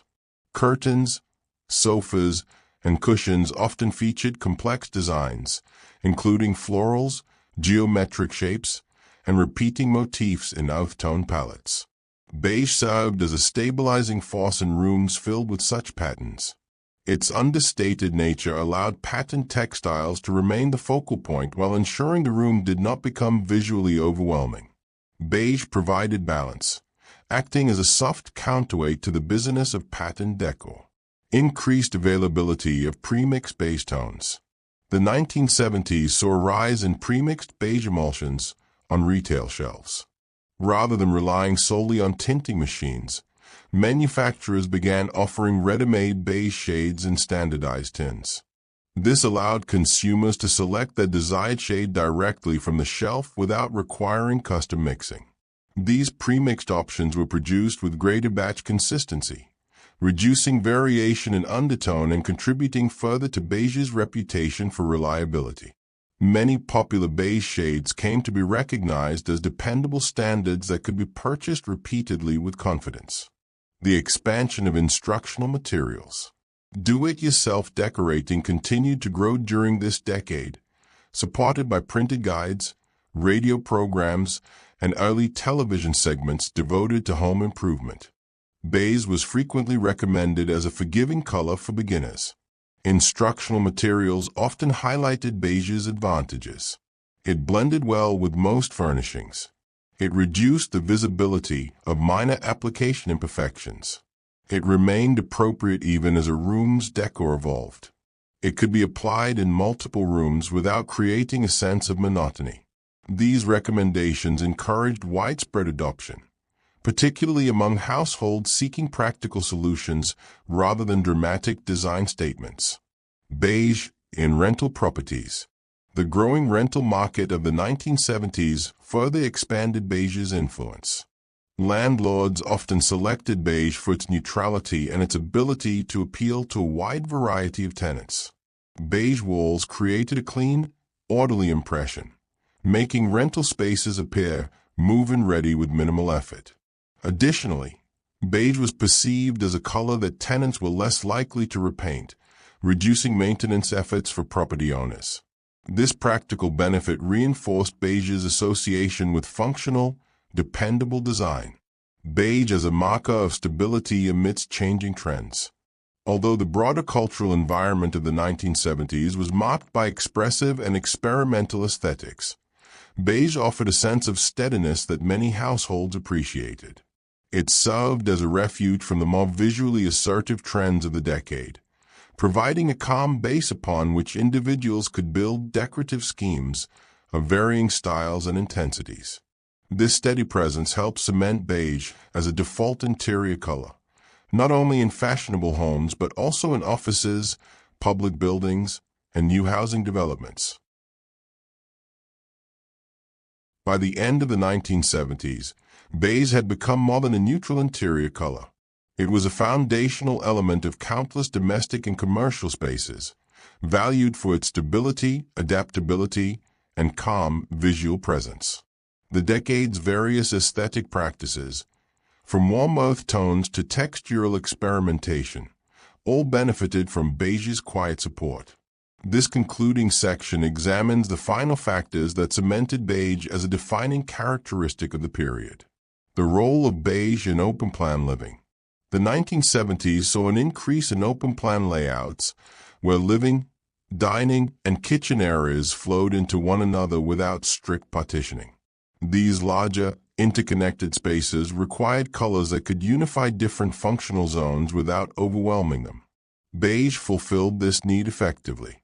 When applied across multiple adjoining areas, it created a sense of continuity, allowing separate spaces to maintain a subtle cohesiveness. Unlike bolder colors, which might appear overly dominant when repeated across large areas, beige preserved the openness and calmness desired in these new layouts. Beige and the evolution of interior lighting. As lighting technology evolved during the 1970s, households introduced additional lighting elements such as recessed fixtures, multi-bulb ceiling units, and varied lamp styles. Beige adapted gracefully to these developments. Its inherently soft reflectivity allowed it to maintain steadiness under both warm and cool lighting. Rooms with multiple lighting sources benefited particularly from beige walls, because the color prevented complex lighting arrangements from producing visual inconsistencies or harsh contrasts. This adaptability was appreciated by decorators and homeowners alike. Beige in kitchens and dining areas. Although kitchens of the 1970s often featured distinctive appliances and bold cabinetry colors, beige walls played a supportive role in many households. The color did not compete with stronger elements such as patterned tiles, wooden cabinet fronts, or pastel-toned appliances. In dining areas, beige provided a warm, neutral environment that complemented common dining furniture materials such as pine, oak, and walnut.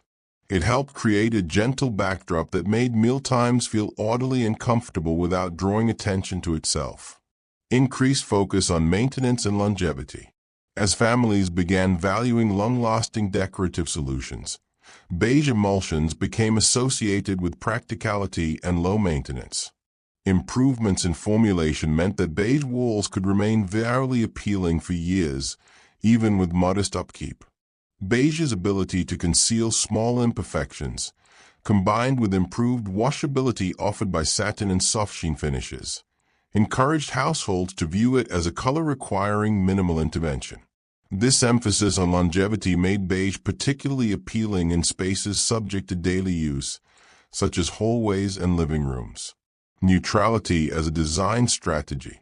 Interior decorators began emphasizing the concept of neutrality not as a lack of creativity but as a deliberate design strategy.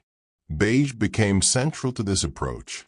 By providing a neutral foundation, beige allowed decorative elements to be laid gradually and replaced easily as tastes changed. This strategy resonated with homeowners who preferred flexible decorating schemes. Beige walls allowed them to update furnishings, curtains, carpets, and accessories without requiring frequent repainting. This adaptability was considered a practical and economical choice. Beige's role in early property development trends. New housing developments of the 1970s frequently adopted beige as their standard interior color. Builders used beige to present model homes in a way that appeared fresh, clean, and broadly appealing. Prospective buyers could more easily imagine their own furniture and preferences in a space painted in beige, compared to one dominated by stronger colors. This trend further entrenched beige's association with newness, neutrality, and possibility. It became a color that symbolized a fresh start, supported by the era's interest in modern living environments. Beige is a defining color of the decade. Although the 1970s featured some of the boldest decorative trends of the 20th century, beige stood quietly alongside them, offering a stable alternative and complement. Its widespread use across homes, workplaces, and public spaces reflected a collective appreciation for its calming presence and dependable performance. By the close of the decade, beige had achieved a level of cultural and practical acceptance unmatched by most other neutrals. Its expansion in variety, its compatibility with the era's design elements, and its technological improvements ensured that beige would remain a foundational color well into the decades that followed. Chapter 5. Technical Innovations of the 1980s. The 1980s marked a period of quiet but substantial advancement in emulsion paint technology. While the decade introduced new trends in interior decor, including pastel tones, floral motifs, and lighter wood finishes, beige maintained its steady presence. Far from fading into the background, beige adapted to these changes by benefiting from improvements in manufacturing, chemistry, and application performance. This chapter examines the technical developments that refined beige emulsions into more durable, consistent, and user-friendly products. Introduction of high-durability emulsions. A notable innovation of the decade was the emergence of high-durability formulations. These emulsions were designed to withstand frequent cleaning, increased contact, and everyday wear. Advances in polymer chemistry allowed binders to form stronger, more resilient films upon drying. For beige emulsions, this improvement was especially significant. Beige is a color that quietly reveals imperfections, so enhanced durability helped maintain a clean, uniform appearance even in areas exposed to regular use. High-durability beige emulsions gained popularity in kitchens, hallways, staircases, and family living spaces where consistent performance was valued. Refinement of titanium dioxide utilization. Titanium dioxide, already a key pigment for achieving opacity in lighter shades, underwent notable refinements in processing during this decade. Improved milling and dispersion techniques allowed titanium dioxide particles to be integrated more effectively into emulsion formulations. This refinement offered several advantages for beige tones: better coverage with fewer coats, reduced yellowing over time, improved brightness without producing glare, and more consistent color presentation across varying lighting conditions. The result was a beige that appeared clearer, smoother, and more stable, even in spaces where natural and artificial lighting shifted throughout the day. Advances in sheen control. The 1980s saw increased interest in a broader range of finishes. Beyond traditional matte, consumers were introduced to structured categories such as low sheen, mid sheen, soft satin, and washable silk. Beige adapted readily to these expanding options. Low sheen finishes allowed beige to retain its gentle, understated quality, while mid-sheen and satin finishes made beige more suitable for moisture-prone or high-traffic environments. The improved reliability of sheen levels meant that beige walls exhibited fewer inconsistencies in reflectivity. This helped maintain uniform surfaces even when light sources shifted or when walls were touched or cleaned. Solvent reduction and indoor air improvements. Growing awareness of indoor air quality led manufacturers to reduce solvent content and volatile compounds in their formulations. This shift made emulsions even less odorous, further enhancing the convenience of repainting interior spaces. Beige emulsions benefited significantly from these changes, especially in settings such as nurseries, bedrooms, and healthcare facilities where low-odor paints were particularly desirable. The reduced environmental impact also improved consumer perception of emulsion paints as modern, responsible choices. Beige in commercial spaces of the 1980s. Commercial interiors underwent notable change during the decade, with offices increasingly adopting modular furniture, suspended ceilings, and fluorescent lighting. Beige proved adaptable to these new environments due to its calming, unobtrusive nature. It remained a dependable backdrop for workplaces seeking a professional yet welcoming atmosphere. Improvements in formulation meant that beige emulsions used in commercial settings were more resistant to wear, scrubbing, and repeated cleaning. Facilities maintenance teams valued these qualities, reinforcing beige's long-standing reputation for practicality. Color naming conventions of the era. Beige shades experienced an expansion in descriptive language during the 1980s. Rather than naming colors purely by their appearance, manufacturers increasingly referenced feelings, environments, or materials. Common names included morning stone, gentle mushroom, soft parchment, quiet barley, June mist, and calm horizon.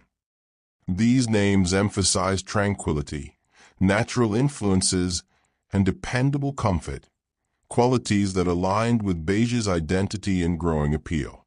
Marketing emphasis on washability.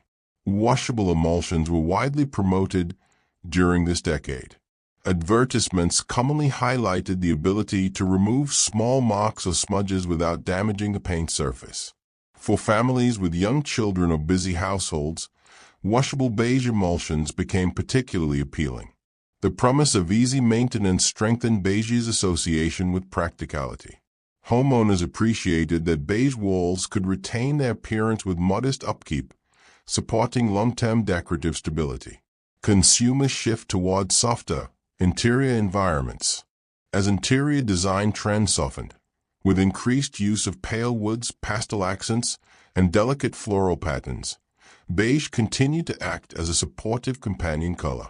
Its neutrality allowed these decorative elements to stand out without appearing disconnected from the broader room composition. The 1980s continued to refine not only the chemistry of beige emulsion paints, but also the consumer experience surrounding their selection, application, and long-term performance. As emulsions became increasingly stable and predictable, beige benefited from each incremental enhancement, strengthening its position as a universally trusted interior color. This section explores the further developments that shaped beige's technical and cultural identity during the decade. Improved polymer blending techniques. Binder systems grew more sophisticated, with manufacturers experimenting with blends of acrylic and vinyl components. These blends offered a balance of flexibility, adhesion, and resistance to environmental influences such as humidity and temperature fluctuations. Beige emulsions created with blended binders tended to dry with a smoother, more uniform finish. The improved film formation helped beige maintain its refined appearance even on surfaces with minor inconsistencies, such as older plaster or lightly textured walls. Advances in application tools and compatibility. During the 1980s, decorating tools such as rollers, pads, and synthetic brushes underwent design improvements. Rollers became more efficient at holding and releasing paint evenly, and synthetic fibers were engineered to interact more effectively with water-based emulsions. Beige paints benefited from these improved tools in several subtle ways. Smoother application across large surfaces, reduced roller marks, improved blending between wet and dry sections, and more consistent coverage around edges and corners. These refinements made beige even more suitable for do-it-yourself decorating, contributing to its growing popularity among homeowners seeking reliable outcomes. Reduction of surface imperfection, visibility.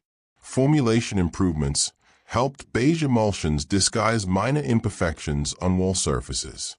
The increased uniformity of sheen, combined with enhanced film-forming behavior, meant that small dents, uneven patches, and faint marks became less noticeable.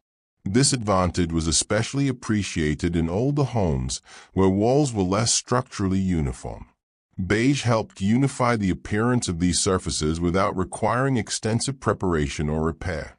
Stabilization of undertones. One of the challenges of beige paints in earlier decades was the subtle shift in undertone that could occur as the paint dried or aged. The 1980s saw refinements in pigment ratios and dispersion methods that greatly reduced this behavior. Whether a beige leaned slightly towards yellow, gray, peach, or cream, its appearance became far more predictable. This stability allowed consumers to make confident selections based on printed swatches, retail samples, or small test applications without concern that the final dried color would deviate significantly. Greater consistency in sheen from tin to tin. Differences in sheen between multiple tins of paint posed challenges in earlier years, especially when painting large areas over multiple days. The 1980s saw improvements in emulsion stability that reduced the likelihood of sheen inconsistency. Beige walls painted using multiple tins from the same line exhibited highly predictable reflectivity. This was particularly important in mid-sheen finishes, where even slight deviations were more noticeable. Consumers appreciated that beige emulsions delivered a finish that looked cohesive across entire rooms. Increased shelf stability. Manufacturers devoted attention to enhancing the shelf life of emulsion paints. Improved preservatives, stabilizers, and anti-settling agents allowed beige emulsions to remain usable after longer periods of storage. Partially used tins were less prone to separation or thickening, giving consumers greater flexibility in touch-up work. The increased shelf stability also supported professional decorators, who could store beige emulsions for extended periods without concern for deterioration. Beige in emerging corporate interiors. The 1980s introduced new trends in office design, including modular workstations, lightweight partitions, and softer color schemes intended to promote productivity.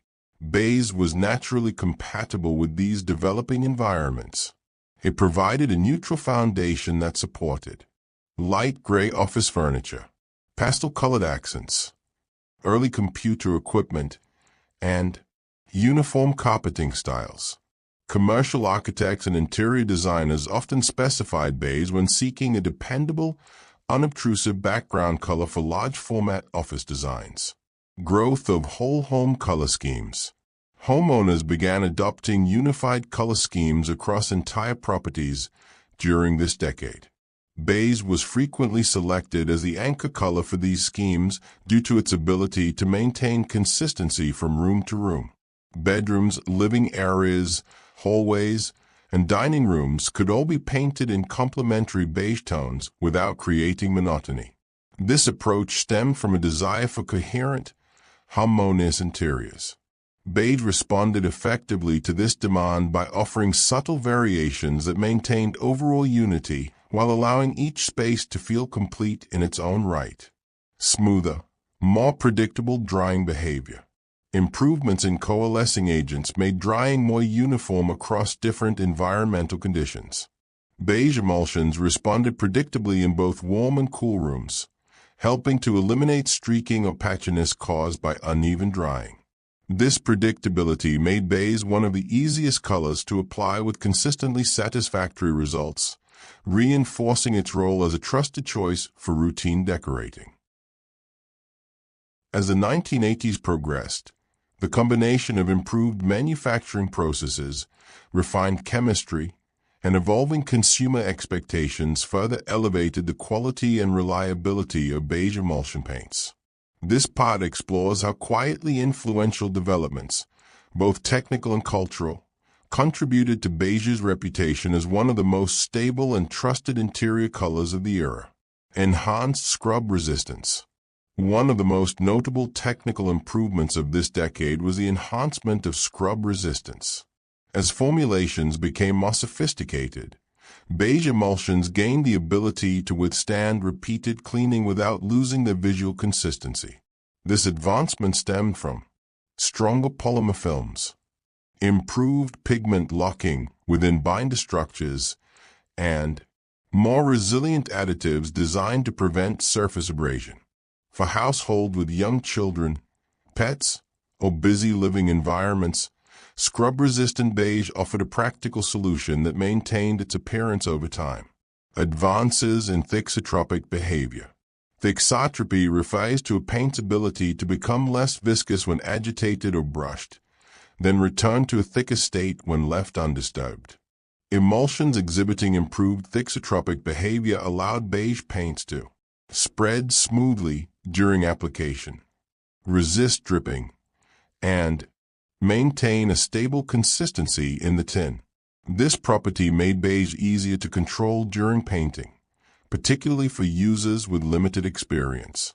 It also contributed to reduce spattering, helping to keep surrounding furnishings clean.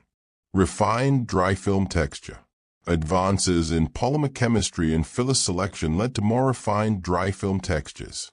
Beige emulsions dried to surfaces that felt smoother and more uniform to the touch, even when applied over slight inconsistencies in the underlying wall. This refinement provided several benefits.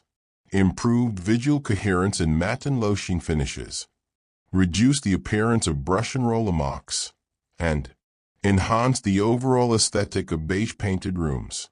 The smoother texture helped beige appear more modern and less susceptible to the slightly chalky appearance seen in earlier decades. Light diffusion improvements. Manufacturers invested research into the interaction between pigment particles, binder composition, and incident light. Beige tones created during this period often displayed improved light diffusion, meaning they reflected and scattered light more softly across a room. This quality reduced harsh shadows, moderated glare from bright windows or lamps, and helped create a more uniformly lit environment. These improvements solidified beige's reputation for supporting comfortable, visually calming interiors. Greater predictability in undertone behavior across sheens. A challenge of earlier decades was a slight shift in undertone when the same color formula was offered in multiple sheen levels. A beige in matte might appear subtly different from the same beige in a satin or silk finish. The 1980s saw advancements in formulation that made undertones more consistent across different sheen categories. This improvement allowed consumers to select beige tones with confidence regardless of finish, supporting cohesive multi-room decorating schemes. Refinements in color matching technology.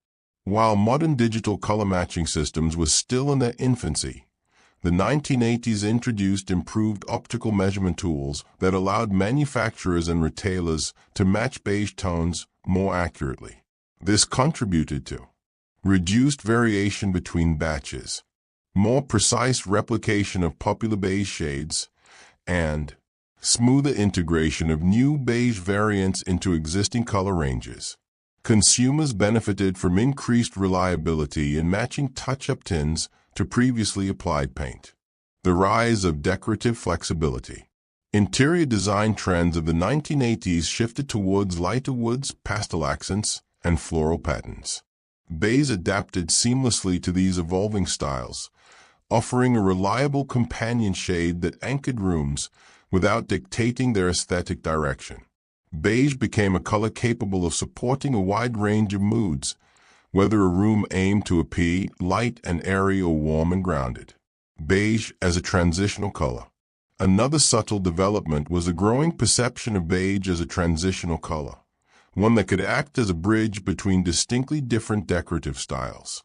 Homes incorporating multiple design influences, whether modern, traditional, or rustic, relied on beige to unify spaces without introducing visual tension. This adaptability meant beige became a trusted choice for households undergoing gradual or partial redecorating, allowing old and new furnishings to coexist comfortably. Cultural association with reliability. By the end of the 1980s, beige had established itself not only as a practical color but as one associated with dependability and continuity. It was a color that stayed relevant even as fashions changed, earning a place as a reassuring constant within homes, workplaces, and public spaces.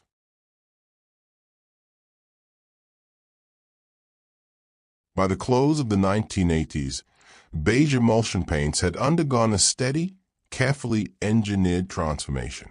What had once been a modest, dependable wall color was now supported by decades of chemical refinement and manufacturing improvements. This final section of the chapter explores additional developments that help beige quietly solidify its place as one of the most trusted colors of the period. Improved resistance to yellowing. Earlier emulsions, especially those containing certain binders or stabilizers, sometimes developed slight yellowing over time. Beige, being a light and subtle tone, could reveal this effect more easily than darker colors. During the 1980s, formulators introduced stabilizing components that reduced oxidative reactions, protected pigment integrity, and prevented the gradual color shift associated with aging. These improvements kept beige tones closer to their original appearance for longer periods, increasing consumer confidence in their long-term stability. Expansion of low-odor and low VOC options. Indoor air quality gained increasing attention during the decade. Paint manufacturers responded by reducing volatile organic compounds and other solvents in their formulations. Low-odor beige emulsions quickly became popular among households and commercial spaces seeking minimal disruption during repainting. The introduction of low VOC beige paints strengthened beige's reputation as a practical, comfortable choice for bedrooms, nurseries, healthcare environments, and any spaces where occupants preferred a mild, unobtrusive painting experience. Greater refinement of flow and leveling. Flow and leveling refer to a paint's ability to settle into a smooth surface after application. Advancements in rheology modifiers and surface tension management meant that beige emulsions spread more evenly and dried with fewer visible irregularities. This refinement provided improved uniformity in large wall areas, smoother blending between roller passes, and a more polished final appearance. These characteristics were especially valued in commercial spaces with large expanses of uninterrupted wall, where consistency was essential. Beige in real estate and property development. The 1980s saw increased development of suburban housing estates and multi-unit residential buildings.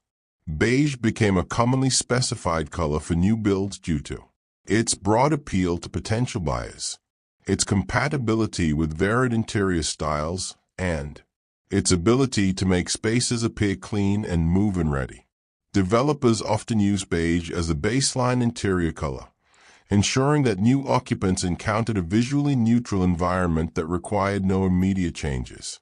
Growing availability of coordinated beige palettes. Manufacturers began introducing coordinated color palettes that included multiple beige tones designed to work harmoniously together. These palettes often paired a primary beige with slightly lighter or darker variants, supporting multi-room continuity or subtle accent wall applications. This approach appealed to consumers seeking coherence throughout their homes. Beige's understated versatility made these coordinated palettes particularly appealing, as they maintained visual unity while introducing delicate shifts in depth or warmth. Improved tinting bases and greater color accuracy. Retail tinting bases were refined to improve consistency and reduce variance in undertone. Bases designed specifically for light neutrals allowed beige pigments to disperse more evenly and predictably. This refinement supported accurate replication of popular shades, improved results when matching older wall colors, and increased reliability for households undertaking phased decorating projects.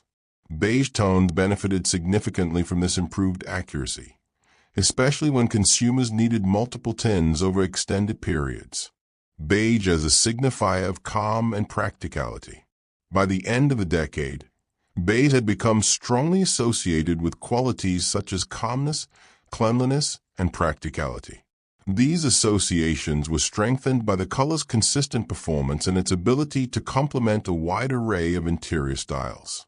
Unlike trend-driven hues, beige demonstrated remarkable continuity across homes, public buildings, and workplaces. Its quiet steadiness made it a reassuring presence amidst the evolving decorative trends of the 1980s. The stage set for the 1990s. The cumulative effect of 1980s innovations positioned beige to flourish even further in the decade that followed. Enhanced durability, smoother finishes, improved consistency, and increased consumer trust created ideal conditions for beige to expand its role as a foundational interior color. Chapter 6. The Neutral Revival of the 1990s. The 1990s introduced a renewed appreciation for neutral interior palettes, and beige stood at the forefront of this quiet resurgence. As households moved away from some of the bolder patterns and colors of earlier decades, many sought environments that felt calm, consistent, and gently contemporary. Beige adapted easily to this shift, supported by ongoing improvements in emulsion technology and the growing cultural appeal of understated interior design. Rebranding beige as timeless and calming. During the 1990s, beige was increasingly promoted as a timeless color suitable for virtually any interior. Retail brochures and decorating magazines often described beige in terms of stability and longevity, appealing to homeowners who preferred subtlety over trend-driven choices. Beige was presented not simply as a safe option, but as a deliberate expression of tranquility. The color's association with calmness aligned well with the decade's preference for soft, orderly living spaces. Homes began incorporating lighter furnishings, minimalist arrangements, and uncluttered surfaces, all of which were complemented effectively by beige walls. Expansion of micropigmentation techniques. Technological advances enabled the creation of beige shades containing extremely fine pigment particles. These micropigments provided more consistent undertones, smoother, dry film textures, reduced visibility of application lines, and improved color stability across different lighting environments. Micropigmentation allowed manufacturers to produce beige tones with delicate nuances, such as barely perceptible hints of pink, gray, or yellow. These subtle undertones helped beige appear more refined and contemporary, appealing to homeowners seeking depth without boldness. Beige and the rise of minimalist interiors. The minimalist design movement found a natural ally in beige. Rooms characterized by clean lines, uncluttered surfaces, and functional layouts required a supporting color that did not distract from the architectural features or carefully selected furnishings. Beige provided a quiet backdrop that softened sharp architectural edges, allowed natural light to spread evenly, and maintained warmth without overpowering the minimalist aesthetic. This adaptability contributed to beige's renewed relevance throughout the decade. Digital color matching becomes mainstream. Digital color matching technology experienced considerable refinement during the 1990s. Retailers adopted spectrophotometric tools capable of scanning sample cards, small paint chips, or existing wall colors to produce precise formulations. This accuracy benefited beige significantly, because beige tones rely on small shifts in undertone to achieve their character. Precise color matching ensured that these subtleties were preserved. Homeowners could now purchase touch-up tins confident that the new paint would blend seamlessly with existing walls. Growth of light, airy interior trends. As interiors moved toward lighter, more open designs, beige served as a bridging color that maintained warmth while supporting a brighter environment. Unlike pure white, which could feel stark or clinical, beige introduced a softness that made rooms appear more inviting. Common traits of 1990s interiors included pale woods such as beech or maple, neutral carpets and rugs, simple, understated soft furnishings, and modest decorative accents. Beige walls provided coherence within these spaces, helping to unify elements without imposing a particular visual direction.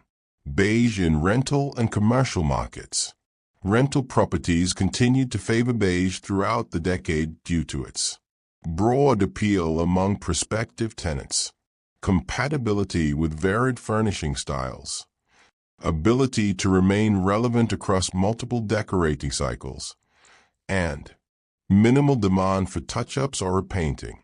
Commercial properties, including offices, clinics, and hospitality venues, likewise adopted beige as a calm, professional, and low-maintenance color. Improvements in washability and durability made beige a practical choice for busy environments. Beige and the psychological appeal of soft neutrals. The 1990s placed greater emphasis on interiors that supported well-being and relaxation. Beige, with its ability to diffuse light gently and create a soothing atmosphere, aligned naturally with these priorities. Many homeowners describe beige as a color that made rooms feel grounded and restful. Even subtle changes in beige undertone could influence the mood of a room. Slightly yellow-tinted beige conveyed warmth. Gray-tinted beige felt modern and understated. Cream-tinted beige provided gentle brightness. This emotional versatility contributed to beige's resurgence during the decade. Throughout the 1990s, beige continued to expand its presence in both domestic and commercial environments. The decade's emphasis on calm, uncluttered, and harmonious interiors made beige uniquely suited to the prevailing aesthetic preferences. This section explores the further refinements and cultural shifts that helped beige maintain, and even strengthen, its role as a foundational color of the era. Greater precision in undertone control. Advances in pigment formulation allowed manufacturers to refine undertone behavior with considerable precision. Whereas earlier beige tones occasionally drifted during drying or under variable lighting, 1990s formulations demonstrated increased stability. Undertones could now be engineered with a high degree of subtlety, enabling beige colors to exhibit soft gray influences for cooler, contemporary spaces, faint peach notes for warmer interiors, muted yellow tones for natural brightness, and balanced neutral undertones for universal versatility. This refinement allowed homeowners to select beige shades tailored to specific lighting conditions within their homes, further personalizing their decorating choices. Improved washability and stain resistance. The decade's technological developments also improved the washability and stain resistance of beige emulsions. Enhanced binder structures, combined with more advanced additives, created surfaces that withstood routine cleaning without visible wear. This made beige particularly suitable for hallways, living rooms, children's bedrooms, office reception areas, and shared apartment spaces. The ability to maintain a clean and consistent appearance with minimal maintenance contributed to beige's continued popularity. Beige as a complement to light wood furniture. Light wood furniture such as birch, beech, and maple became increasingly common in 1990s interiors. Beige served as an ideal companion to these materials, maintaining warmth while supporting the clean, natural aesthetic. Beige allowed the grain patterns and pale tones of the wood to remain visually prominent. This compatibility encouraged many homeowners to adopt beige as a default wall color in spaces featuring contemporary furniture styles. Rise of coordinated neutral palettes. Decorating guides and retail displays began offering entire palettes composed exclusively of neutrals. These palettes typically included variations of beige, cream, taupe, and soft gray. Beige served as a foundation for these groupings, providing structure and coherence. Consumers found value in these coordinated palettes because they simplified decorating decisions.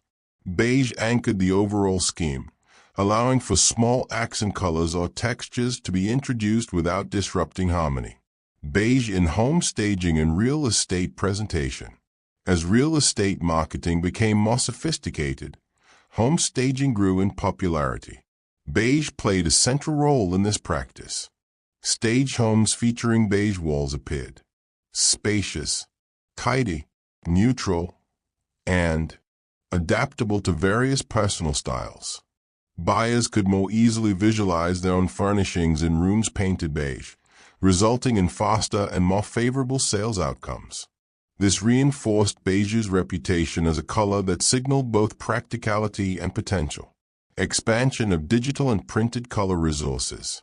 The 1990s introduced more advanced printed swatches and early digital tools for exploring color combinations. Beige shades now appeared in catalogs with detailed descriptions and recommended pairings, such as beige with soft green accents, beige with muted blue textiles, beige with pale wooden furniture, beige with cream-colored upholstery. These suggestions position beige as a reliable base for a wide range of interior moods, reinforcing its usefulness without overwhelming consumers with too many choices. Beige in corporate environments. Corporate offices, conference rooms, and administrative buildings increasingly adopted beige as a default interior color. It offered a professional appearance without the austerity sometimes associated with pure white. Beige also worked effectively with modular office systems, low reflective ceiling tiles, gray or blue office carpeting, and fluorescent lighting commonly used in workplaces. Its visual stability reduced glare and supported environments intended for extended focus. Beige and the shift toward simplicity. The broader cultural shift toward simplicity and calmness during the 1990s reinforced beige's position. Many households sought living spaces that felt uncluttered and peaceful, and beige proved to be an ideal foundation for such environments. Its soft presence allowed individuals to personalize their spaces gradually, adding artwork, textiles, or decorative items without fear of clashing. Beige became synonymous with clarity and ease, reflecting the decade's desire for understated, comfortable interiors. By the final years of the 1990s, beige had become closely associated with a new standard of interior comfort and quiet sophistication. The decade's broader emphasis on simplicity, light, and harmony continued to align naturally with the dependable qualities of beige emulsions. This concluding section explores how beige completed its revival during this period and set the stage for its enduring relevance into the early 2000s. Consistency in surface appearance across large areas. Homeowners increasingly favored open, interconnected interior spaces, and beige emulsions demonstrated exceptional consistency when applied across large surfaces. Improvements in flow, leveling, and pigment dispersion allowed beige walls to appear uniform even in rooms with expansive layouts. This uniformity created a sense of visual calm, uninterrupted transitions between adjoining spaces, and a more refined aesthetic for homes adopting open-plan designs. The soft, Continuous presence of beige helped define these larger spaces without imposing a strong visual direction. Beige as a preferred color for renovations and refreshes. Throughout the decade, beige became a frequent choice for renovation projects. Whether updating older homes, refreshing rental properties, or preparing a house for sale, beige offered several advantages. It covered previous wall colors effectively. It presented a clean, updated look without boldness. It required minimal preparation to achieve a satisfactory finish, and it appealed to a wide variety of personal tastes. Beige became synonymous with a fresh start, offering homeowners and property managers a practical means of modernizing interiors. Growth of warm and cool beige families. As pigment control improved, beige began to appear in more distinct categories aligned with undertone warmth. Consumers were introduced to warm beiges with soft yellow or peach influences, cool beiges with gray or taupe undertones, and balanced beiges engineered to maintain a neutral midpoint regardless of lighting. These expanded families allowed homeowners to choose beige shades that responded precisely to the natural light present in each room. The subtlety of these differences further cemented beige's identity as a thoughtful, adaptable color. Beige in combination with new flooring trends. The decade saw an increase in light-toned flooring materials, including pale laminates and neutral carpets. Beige complemented these flooring trends effectively by maintaining warmth without overwhelming the quiet, neutral aesthetic. Additionally, the rise of ceramic tiles in bathrooms and kitchens paired well with beige walls, helping to unify spaces that utilized different textures and materials. Integration into hospitality and public interiors. Beige increasingly appeared in hotels, restaurants, and public-facing interiors during this decade, chosen for its ability to convey cleanliness, subtle sophistication, a welcoming atmosphere, and universal appeal. Its compatibility with decorative accents such as artwork, patterned upholstery, and varied lighting systems made it especially valuable for environments designed to host diverse groups of people. The association of beige with modern professionalism. During the 1990s, workplaces began adopting softer, more approachable interior designs. Beige was often used to create a calm, focused environment that supported productivity without visual distraction. This association contributed to beige's broader cultural identity as a color representing clarity, consistency, and practical reliability. As office furnishings modernized, beige proved adaptable, working well with light woods, modular furniture, and early digital equipment. Beige as a foundation for personal expression. Perhaps one of the most important developments of this decade was a growing perception of beige as a color that empowered personal expression. Because beige provided a stable backdrop, homeowners felt comfortable introducing decorative elements that reflected their individual tastes.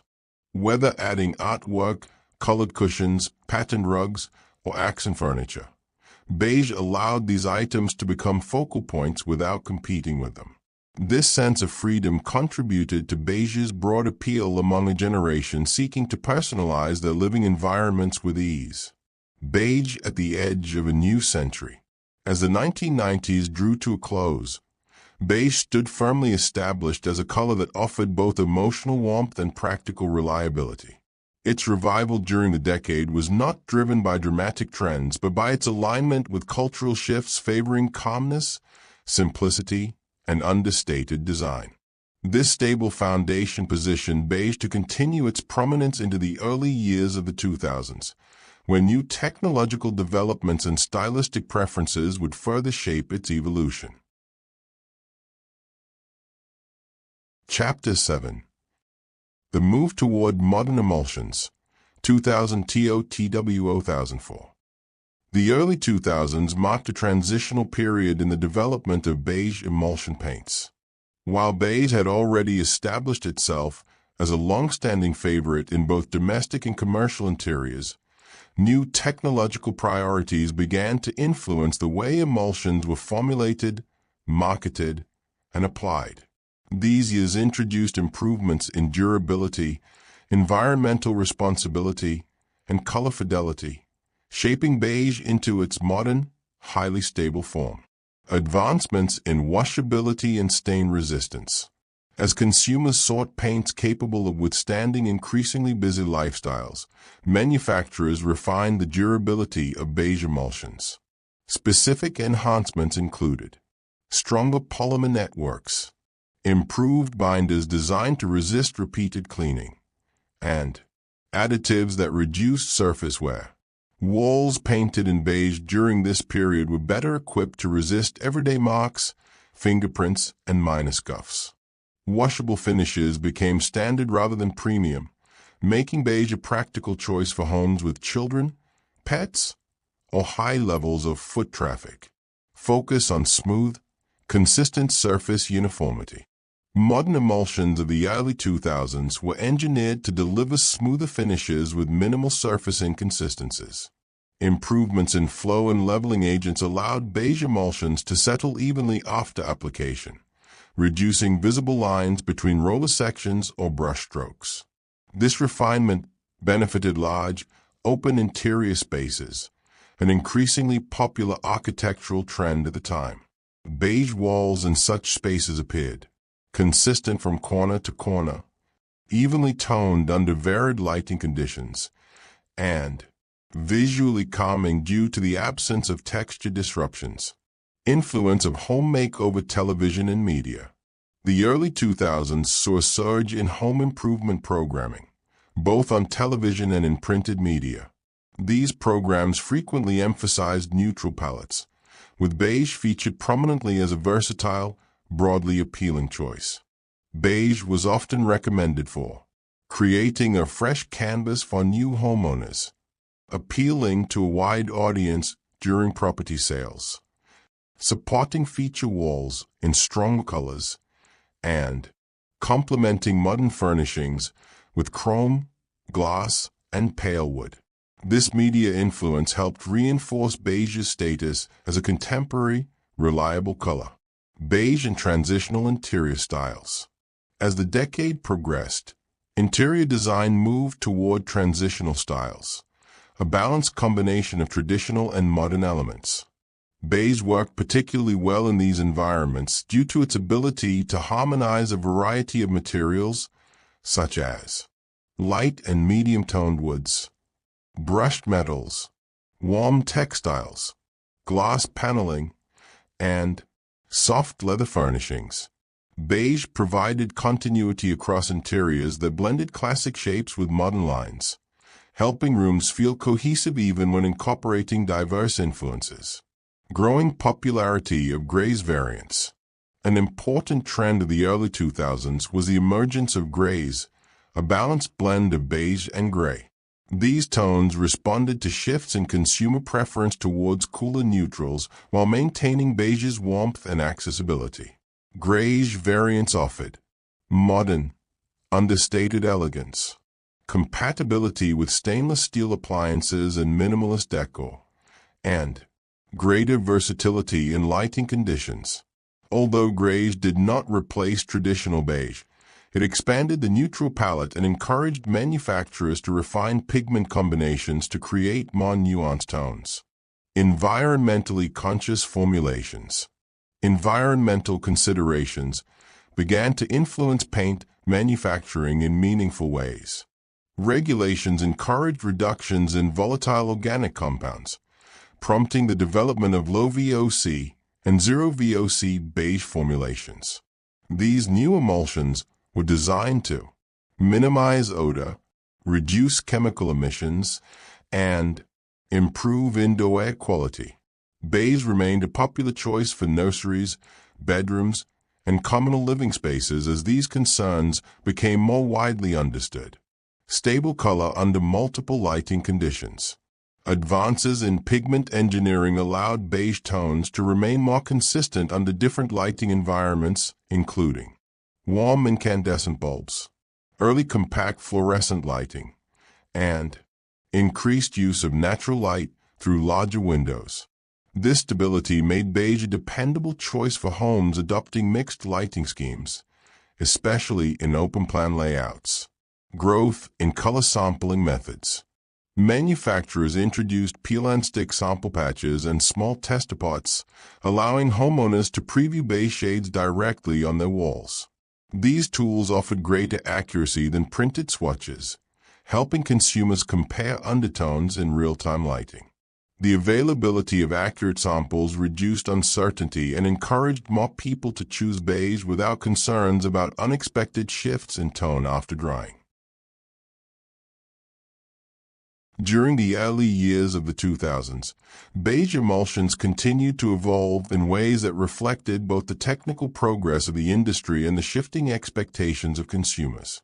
This period was defined by growing interest in clean, coordinated interiors, increased emphasis on environmental responsibility, and improvements in application reliability. Beige, with its established reputation for calm neutrality, benefited from each of these developments. Refinements in binder chemistry for enhanced longevity. Advances in binder chemistry allowed manufacturers to produce emulsions with increased flexibility and improved resistance to minor surface stresses. These binders reduced the likelihood of fine cracks forming as walls adjusted to temperature changes or subtle structural movements. Full beige paints, which can reveal imperfections more readily due to their light color. These improvements ensured that walls maintained smooth, uninterrupted surfaces over longer periods. This contributed to beige's reputation as a color capable of providing consistently tidy, well-kept interiors. Better resistance to water and moisture exposure. The early 2000s saw the development of moisture-resistant emulsion formulations designed for kitchens, bathrooms, and utility areas. Beige was widely used in these rooms due to its ability to introduce warmth without appearing overly bold. Improved moisture resistance meant that beige emulsions adhered more effectively in humid environments, resisted softening during cleaning, and retained their color even after frequent condensation exposure. This stability increased beige's suitability for areas previously dominated by tiles or gloss finishes. The influence of consumer desire for clean neutrals. As minimalist and transitional design styles grew in popularity, consumer demand shifted toward neutral colors that felt clean, soft, and quietly modern. Beige became a central component of these palettes. Retailers promoted beige alongside bright whites and cool grays, presenting it as a gentle counterbalance that preserved warmth without introducing visual clutter. This trend helped beige remain relevant among younger homeowners who were decorating their first homes during this period. Advances in anti-mold and anti-mildew additives. Improved preservatives were introduced to discourage mold and mildew growth on painted surfaces. These additives were especially useful in beige emulsions used in high-humidity areas or poorly ventilated rooms. The increased reliability of these additives supported beige's widespread use in bathrooms, basements, and commercial kitchens, environments where steady performance was essential. Increased accuracy in large batch tinting. With the expansion of large home improvement stores, tinting systems became more consistent and more widely standardized. Manufacturers refined tinting bases specifically designed for neutrals, ensuring that beige tones remained accurate even when reproduced across multiple retailers. This improvement reduced the risk of batch variation, allowing consumers to confidently purchase additional tins of beige during extended or multi-stage decorating projects.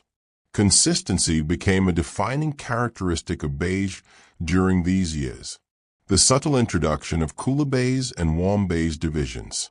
Although beige had previously been discussed in terms of undertone, the early 2000s saw manufacturers formally divide beige offerings into distinct categories such as cool beige, warm beige, natural beige, and soft neutral beige. These clear distinctions help consumers navigate beige's wide spectrum more easily, encouraging more informed selection based on room lighting, furniture materials, and personal preference. Improved packaging for consumer convenience. Paint packaging underwent modest but meaningful refinement during this era. Resealable lids became more secure, preventing spills and reducing the risk of paint drying prematurely. Labels offered clearer guidance regarding surface preparation, number of recommended coats, drying times, and cleaning instructions. Some packaging also included small, removable color chips for convenience. These enhancements further supported Beige's popularity among homeowners seeking reliable, straightforward decorating options. Beige in retail and hospitality interiors. The early 2000s saw beige widely adopted in hotels, shops, and hospitality environments due to its understated warmth, ease of pairing with varied decor, and professional yet inviting appearance. The improvements in durability and washability made beige particularly suitable for high-traffic interiors where frequent maintenance was required. The beginning of modern neutral trends. By 2004, beige had transitioned from its earlier identity as a simple neutral to a deliberately engineered color capable of delivering consistent, refined results across a wide range of environments. Its evolution reflected the broader movement toward modern emulsions, paints designed for durability, reliability, and ease of use. As the early 2000s progressed, beige continued to adapt to new expectations in interior design, application convenience, and environmental responsibility. By 2004, beige emulsions had evolved into highly consistent, durable, and user-friendly products that supported a wide array of decorating preferences. This final section explores the remaining developments that defined beige during this transitional era and set the stage for its modern identity. Further stabilization of color over time. One of the subtle but meaningful improvements of the era was the increased long-term stability of beige tones. Advances in pigment encapsulation allowed color particles to remain evenly distributed within the binder film as the paint aged. This stability resulted in less noticeable fading, reduced undertone shifting over time, and a more predictable lifespan for beige painted surfaces. Beige walls maintained their appearance more reliably, which made them particularly suitable for multi-year decorating cycles. Improved coverage on previously painted surfaces. Emulsions of this period demonstrated enhanced opacity, especially when applied over darker or more saturated colors. Beige, traditionally a light tone, benefited substantially from this improvement. Homeowners could now achieve satisfactory coverage with fewer coats, even when painting over older reds, blues, or greens. This improvement reduced decorating time and paint consumption, increasing beige's appeal for quick refresh projects. Rise of feature walls and beige as a companion color. The early 2000s popularized the concept of the feature wall, where one wall of a room was painted in a stronger or contrasting color. Beige became the preferred companion for these feature walls, offering a stable and non-competitive backdrop. Common combinations included beige with deep chocolate brown, beige with rich burgundy tones, beige with slate gray, beige with muted olive green. These pairings demonstrated beige's adaptability and reinforced its value as a color that supported, rather than overshadowed, modern decorative statements. Enhanced ease of edge cutting and blending. Refinements in drying behavior meant that beige emulsions remained workable for longer, allowing decorators to blend edges more effectively. The extended open time prevented harsh lines where fresh paint met areas beginning to dry. This improvement reduced the skill barrier for achieving seamless beige walls and contributed to beige's reputation as one of the most forgiving colors for amateur painters. The influence of increasingly available online design guidance. As the internet became more integrated into everyday life, homeowners began accessing online articles, early design forums, and digital color-picking tools for inspiration. Beige often appeared in these resources as a recommended foundational color. Guidance frequently suggested beige for creating cohesive interiors, balancing strong decorative accents, achieving a sense of warmth without heaviness, and preparing a home for sale. This widespread online reinforcement helped beige remain relevant even as digital platforms began to influence consumer decisions more strongly. Beige in educational and healthcare environments. Schools, clinics, and small healthcare facilities often selected beige during this era due to its non-stimulating appearance, compatibility with institutional lighting, ease of maintenance and cleaning, and ability to create a calm, neutral atmosphere. The improved durability and washability of early 2000s beige formulations supported the demands of these environments, further expanding beige's reach. The approach toward modern emulsion standards. The period from 2000 to 2004 served as a bridge between traditional emulsions and the highly advanced, eco-conscious, precision-formulated paints that would follow. Beige stood at the center of this transition, benefiting from each incremental improvement. By the end of this era, beige emulsions were characterized by reliable color consistency, improved washability and stain resistance, increased durability across high-use areas, low odor and reduced volatile compounds, predictable behavior under varied lighting, and compatibility with evolving interior design trends. These combined qualities helped beige maintain its place as a foundational neutral for both residential and commercial spaces. Chapter 8. Manufacturing and Production Methods Across All Decades. While beige has long been appreciated as a calming and dependable interior color, its development and evolution would not have been possible without the manufacturing processes that ensured consistent quality from one decade to the next. This chapter examines the steady, methodical procedures behind beige emulsion production. Processes that remain fundamentally similar across eras but gradually incorporated refinements in technology, efficiency, and quality control. Beige's reliability as a wool color is mirrored closely by the reliability of its production. Pigment procurement and preparation. The creation of beige emulsion paints begins with the sourcing of pigments.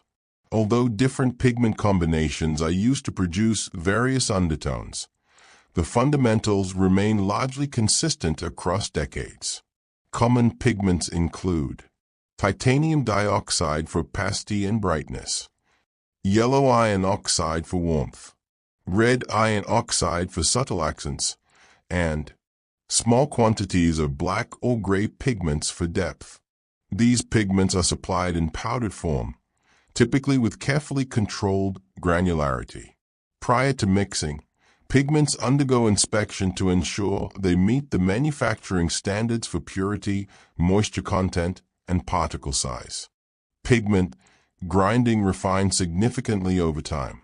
Early grinding methods focused on producing a workable powder, whereas modern milling techniques reduce particles to extremely fine sizes, improving dispersion and color uniformity.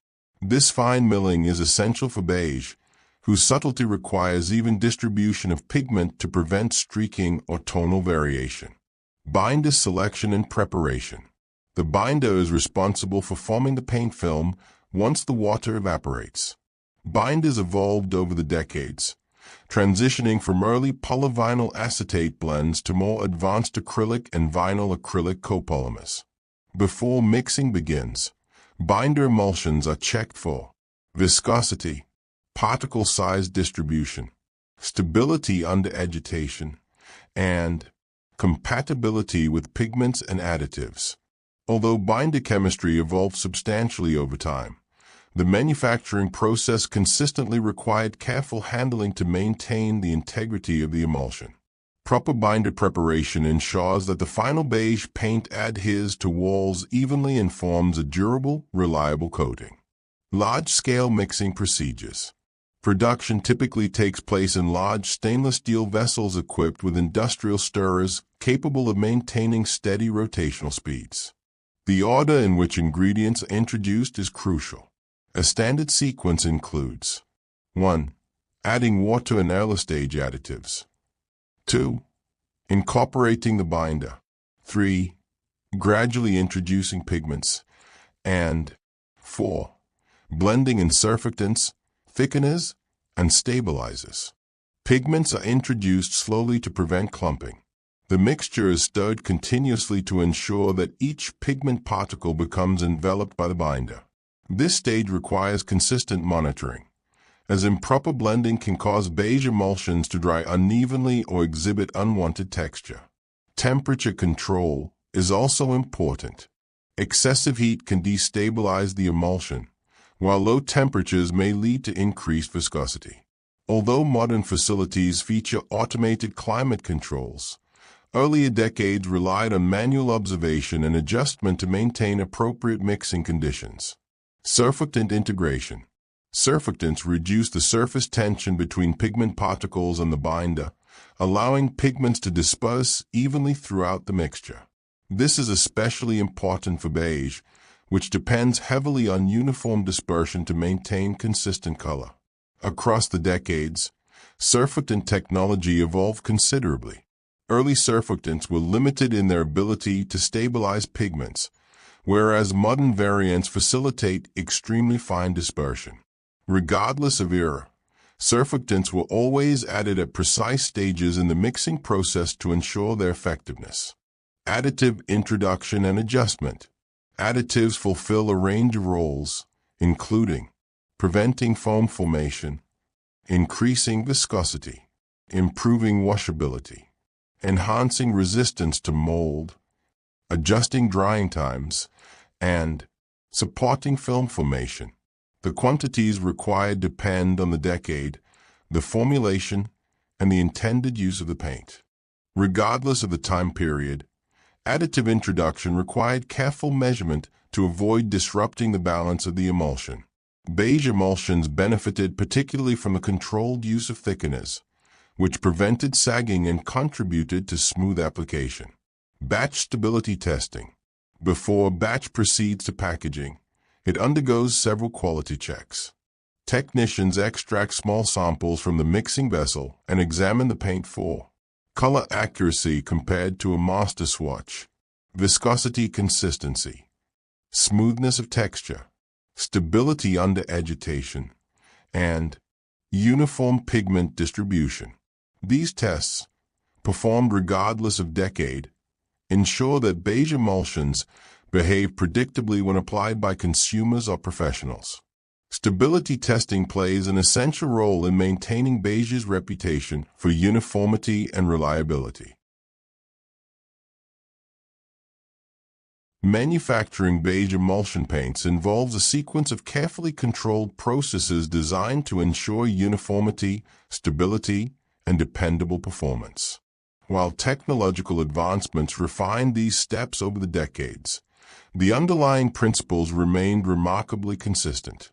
This section continues the exploration of these methods, focusing on the quieter, behind-the-scenes actions that ensured beige remained one of the most predictable and stable paint colors available.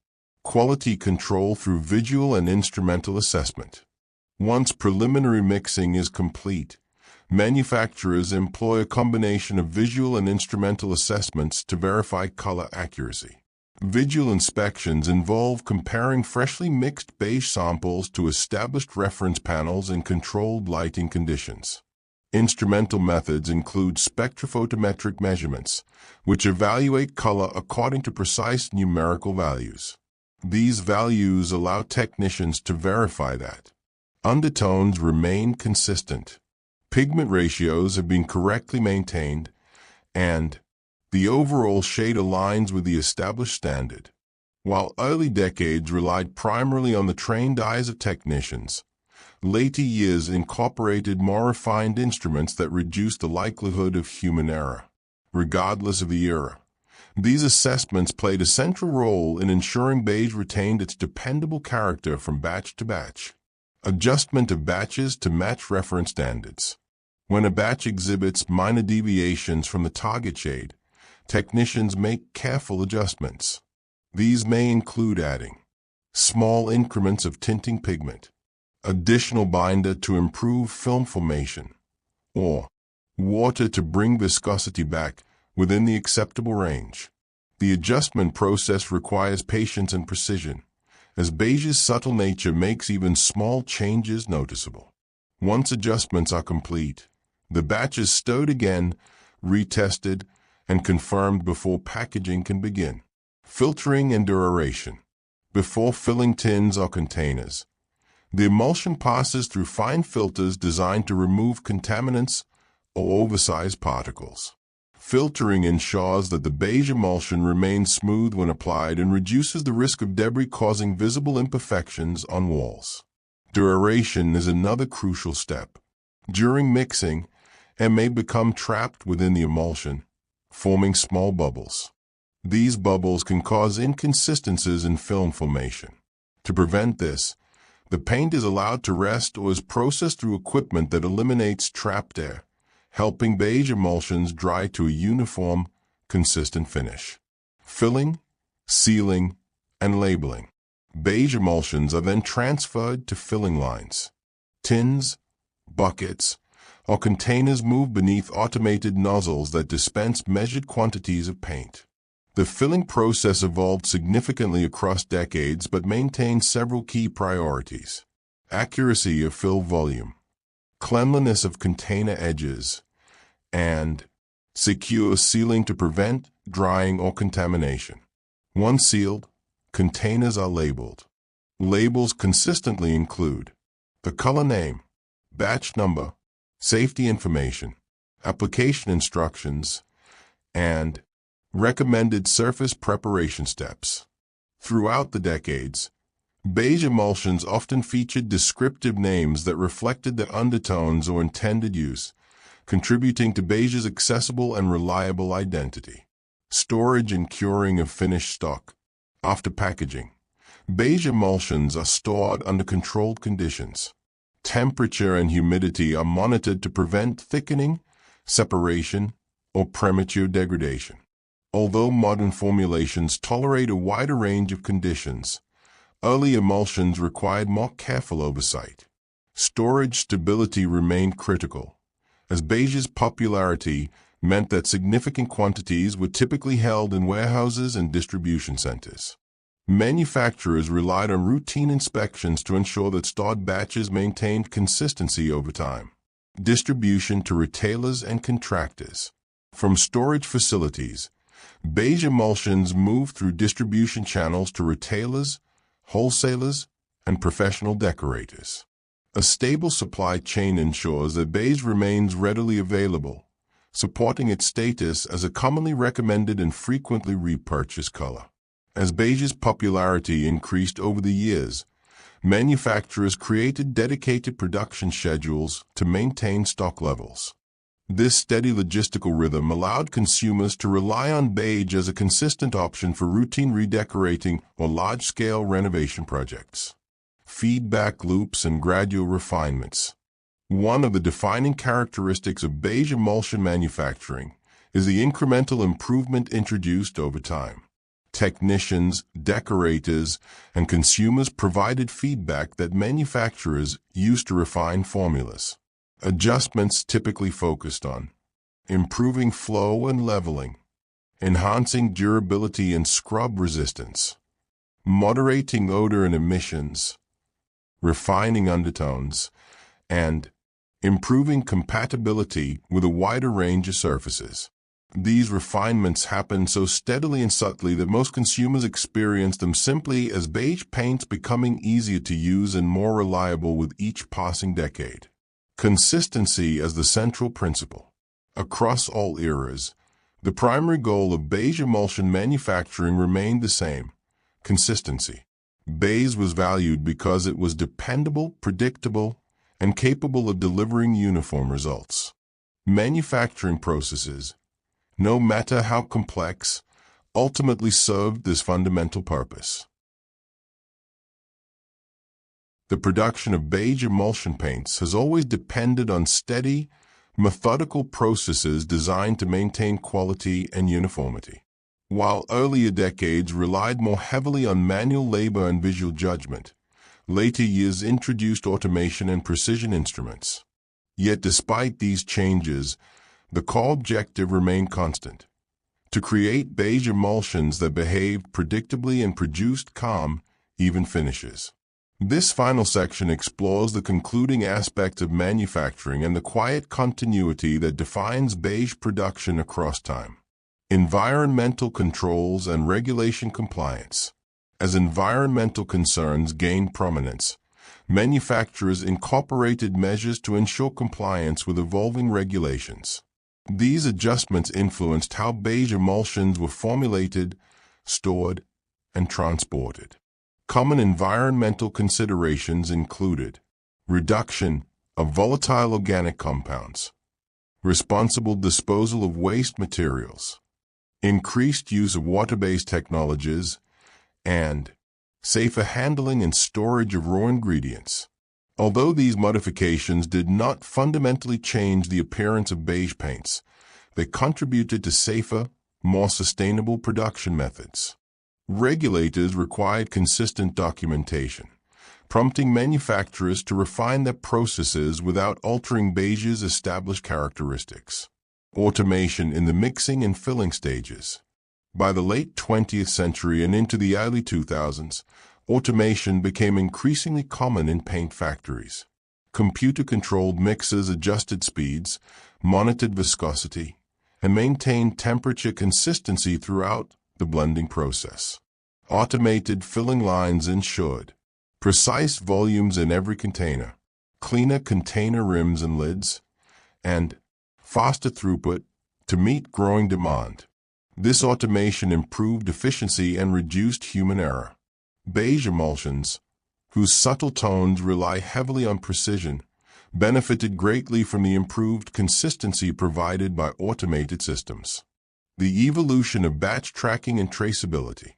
Manufacturers introduced more sophisticated systems for tracking each batch of beige emulsion from production to retail shelves. Batch numbers, printed on every container, allowed technicians and retailers to identify specific production runs and manage inventories more effectively.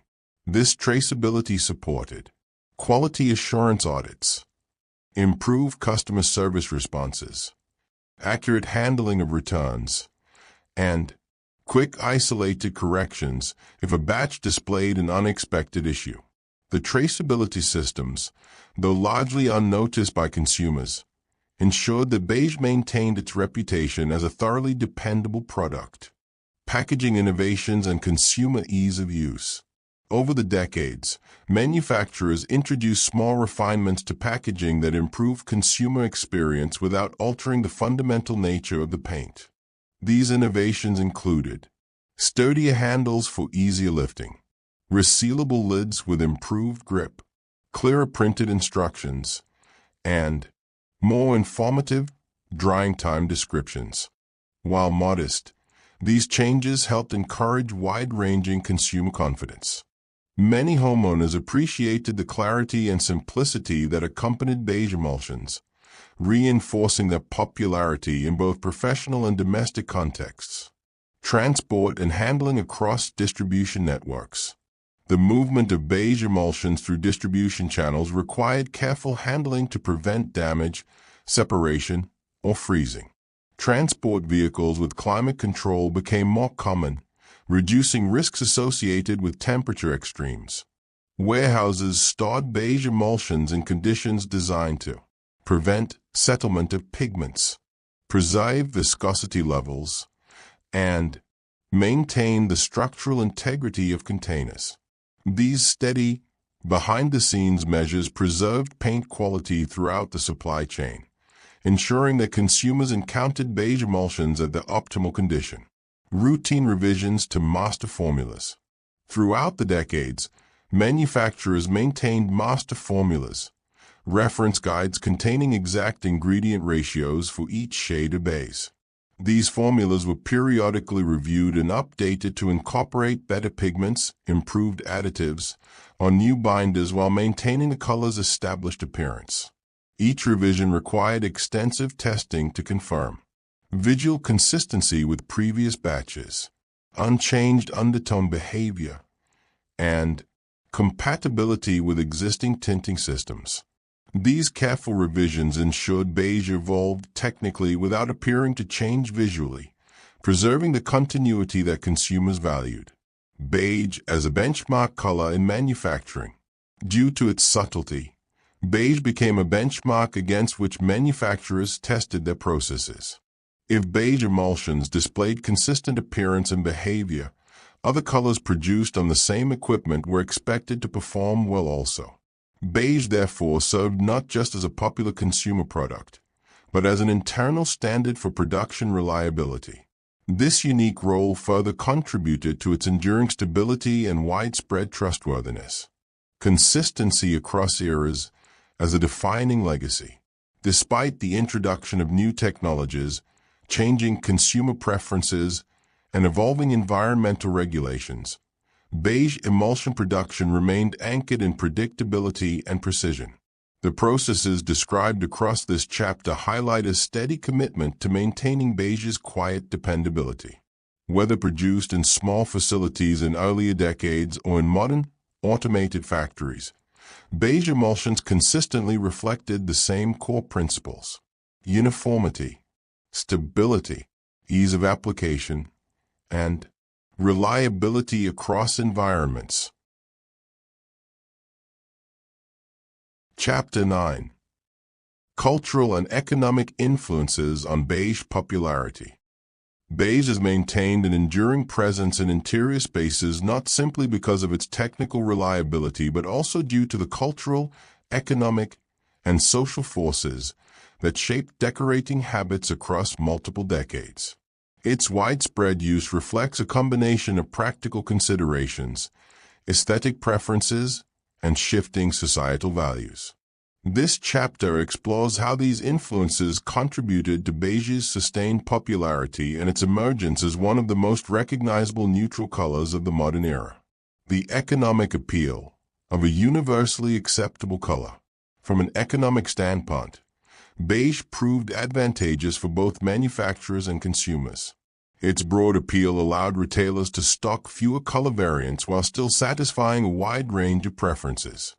Homeowners, landlords, and property developers valued beige's ability to suit different furnishings, reducing the need for costly redecorating. During economically cautious periods, beige's practicality often made it the preferred choice. Households could refresh interior spaces without committing to bold colors that might require further changes to decor or furniture. Beige therefore acted as an economical solution, supporting stability and long-term usability. Beige as a safe option during times of uncertainty.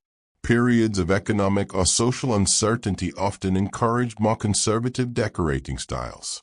Beige thrived under these conditions because it represented security, calmness, and predictability. When individuals sought environments that felt orderly and stable, beige served as a visual anchor. This tendency was observed repeatedly across decades, including the cautious optimism of the 1960s, economic challenges of the 1970s, shifts in lifestyle during the 1990s, and transitional years of the early 2000s. Beige became quietly synonymous with environments designed to offer reassurance and simplicity. Cultural preference for clean and neutral interiors. Cultural shifts played a significant role in beige's persistent popularity.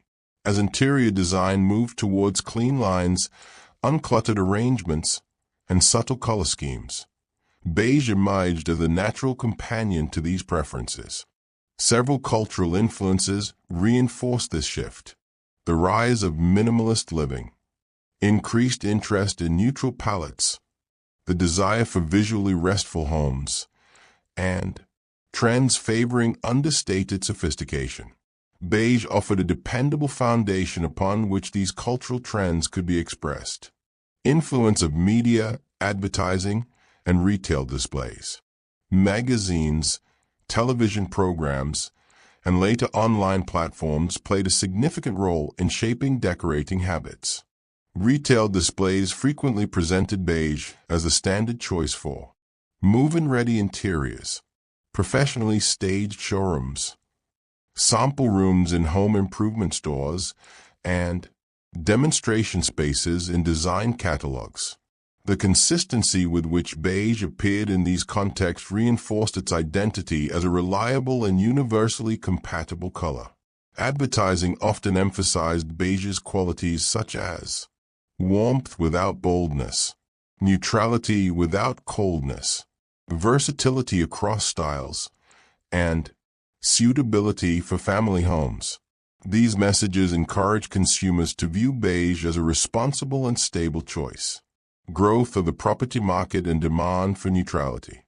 As property ownership and rental markets expanded, beige became closely associated with preparing homes for sale or lease. Estate agents frequently recommended neutral colors to appeal to potential buyers, and beige emerged as the leading choice. Beige helped make rooms appear larger and brighter, reduce visual distractions, provide a blank canvas for prospective buyers, and create an impression of cleanliness and freshness. The increasing emphasis on marketability and presentation ensured beige's continued dominance in both new builds and resale properties. Simplicity as a lifestyle choice. Late 20th century culture increasingly valued simplicity as a response to fast-paced living. Beige served as a visual expression of this preference. Homeowners gravitated toward environments that reduced visual noise and supported relaxation. Decorating choices aligned with this lifestyle often included soft, neutral textiles, uncluttered furniture arrangements, minimal use of accent colors, and reliance on natural materials such as wood and stone. Beige seamlessly supported these decisions, acting as the unifying element that tied rooms together. Beige's ability to support evolving decor. Another important cultural influence was the desire for homes that could adapt over time. Beige's neutrality allowed individuals to update furnishings, rearrange layouts, or introduce new decorative elements without repainting. This adaptability contributed to beige's long-term sustainability across households with changing tastes, family structures, or functional needs. As beige established itself within homes, workplaces, and public buildings, its popularity became closely linked to wider social patterns, values, and behaviors. This section explores additional cultural and economic forces that shaped beige's enduring presence, revealing how a seemingly modest color found continual relevance across generations. Beige as a reflection of social stability. In many households, beige represented predictability. It was a color chosen not for its dramatic impact but for its quiet reassurance. During periods marked by social transitions, including changes in work routines, family roles, or technological adoption, beige offered a sense of consistency. Homes painted in beige appeared orderly and composed, reinforcing the idea that interior spaces could act as stabilizing environments amidst shifting external conditions. This association helped beige remain particularly appealing to households seeking calmness and familiarity. Alignment with the growing appeal of soft modernity. As interior design evolved towards what became known as soft modernity, a blend of modern lines with gentle colors and comfortable furnishings, beige played a foundational role. Soft modern interiors relied on muted tones, uncluttered arrangements, light reflective surfaces, and gentle contrasts. Beige provided the understated warmth necessary to balance cleaner modern shapes without overwhelming them. Designers frequently used beige to soften spaces that risked appearing too stark or clinical, especially in early 2000s homes influenced by minimalist principles. The influence of workplace decor on domestic preferences. Because beige was widely used in office buildings, reception areas, and administrative facilities, many people encountered it daily in professional settings. This familiarity contributed to beige's acceptance in domestic environments. Workplace exposure reinforced several ideas. Beige was dependable. Beige was appropriate for formal and informal spaces alike. Beige supported concentration by reducing distraction, and beige was easy to maintain. This crossover between professional and domestic decorating habits strengthened beige's status as a versatile, all-purpose color. The role of retail and hospitality environments. Shops, cafes, hotels, and small restaurants often chose beige to create calm, universally appealing interiors.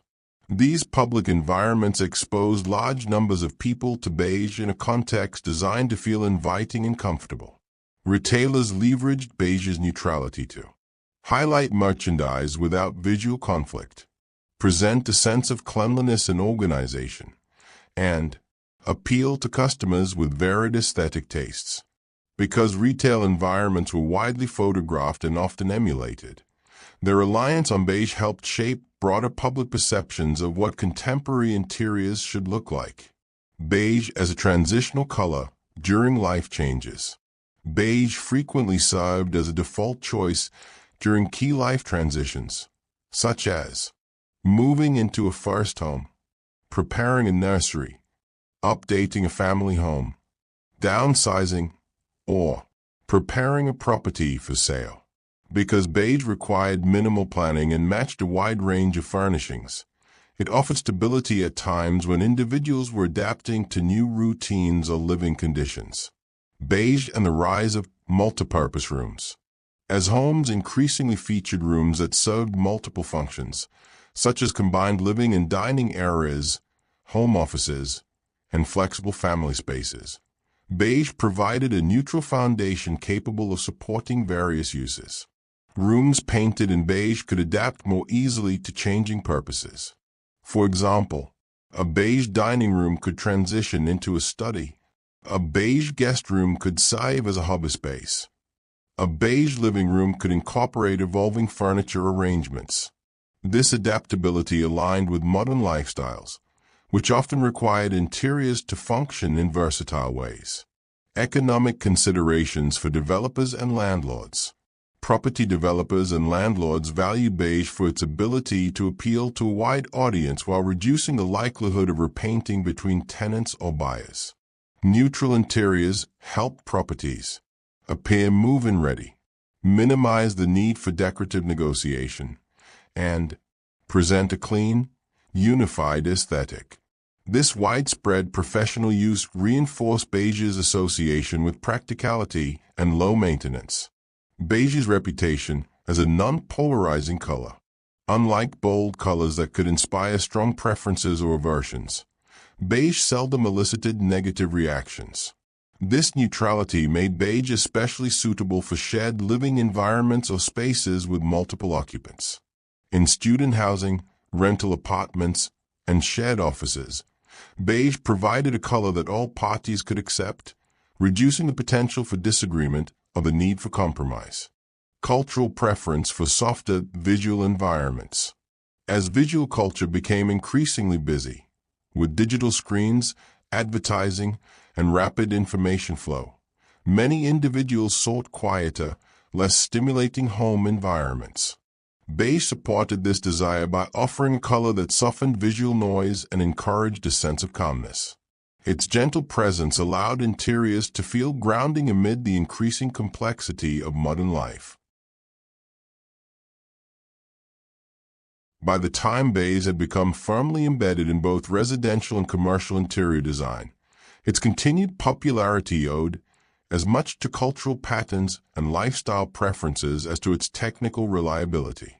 This final section of the chapter explores how beige transitioned from merely a dependable color choice into a cultural mainstay that symbolized stability, practicality, and visual comfort across multiple eras. Beige as a symbol of orderliness and cleanliness. Beige often appeared in settings where order and cleanliness were valued, such as offices, healthcare environments, and educational facilities. This association naturally carried over into domestic use. Homes painted in beige were frequently described as looking clean, tidy, or fresh, even when the furnishings were simple or modest. This perception made beige especially attractive to individuals who wanted their homes to feel well kept with minimal effort. The color's ability to hide minor dust or wall imperfections further reinforced its reputation for supporting orderly environments. Subtle reinforcement of social norms. In many societies, neutral interiors came to represent good taste, restraint, and respectability. Beige fit easily within these expectations. It was neither ostentatious nor unconventional, making it a safe choice for households that preferred not to draw attention to their decorating decisions. This quiet conformity contributed to beige's longevity.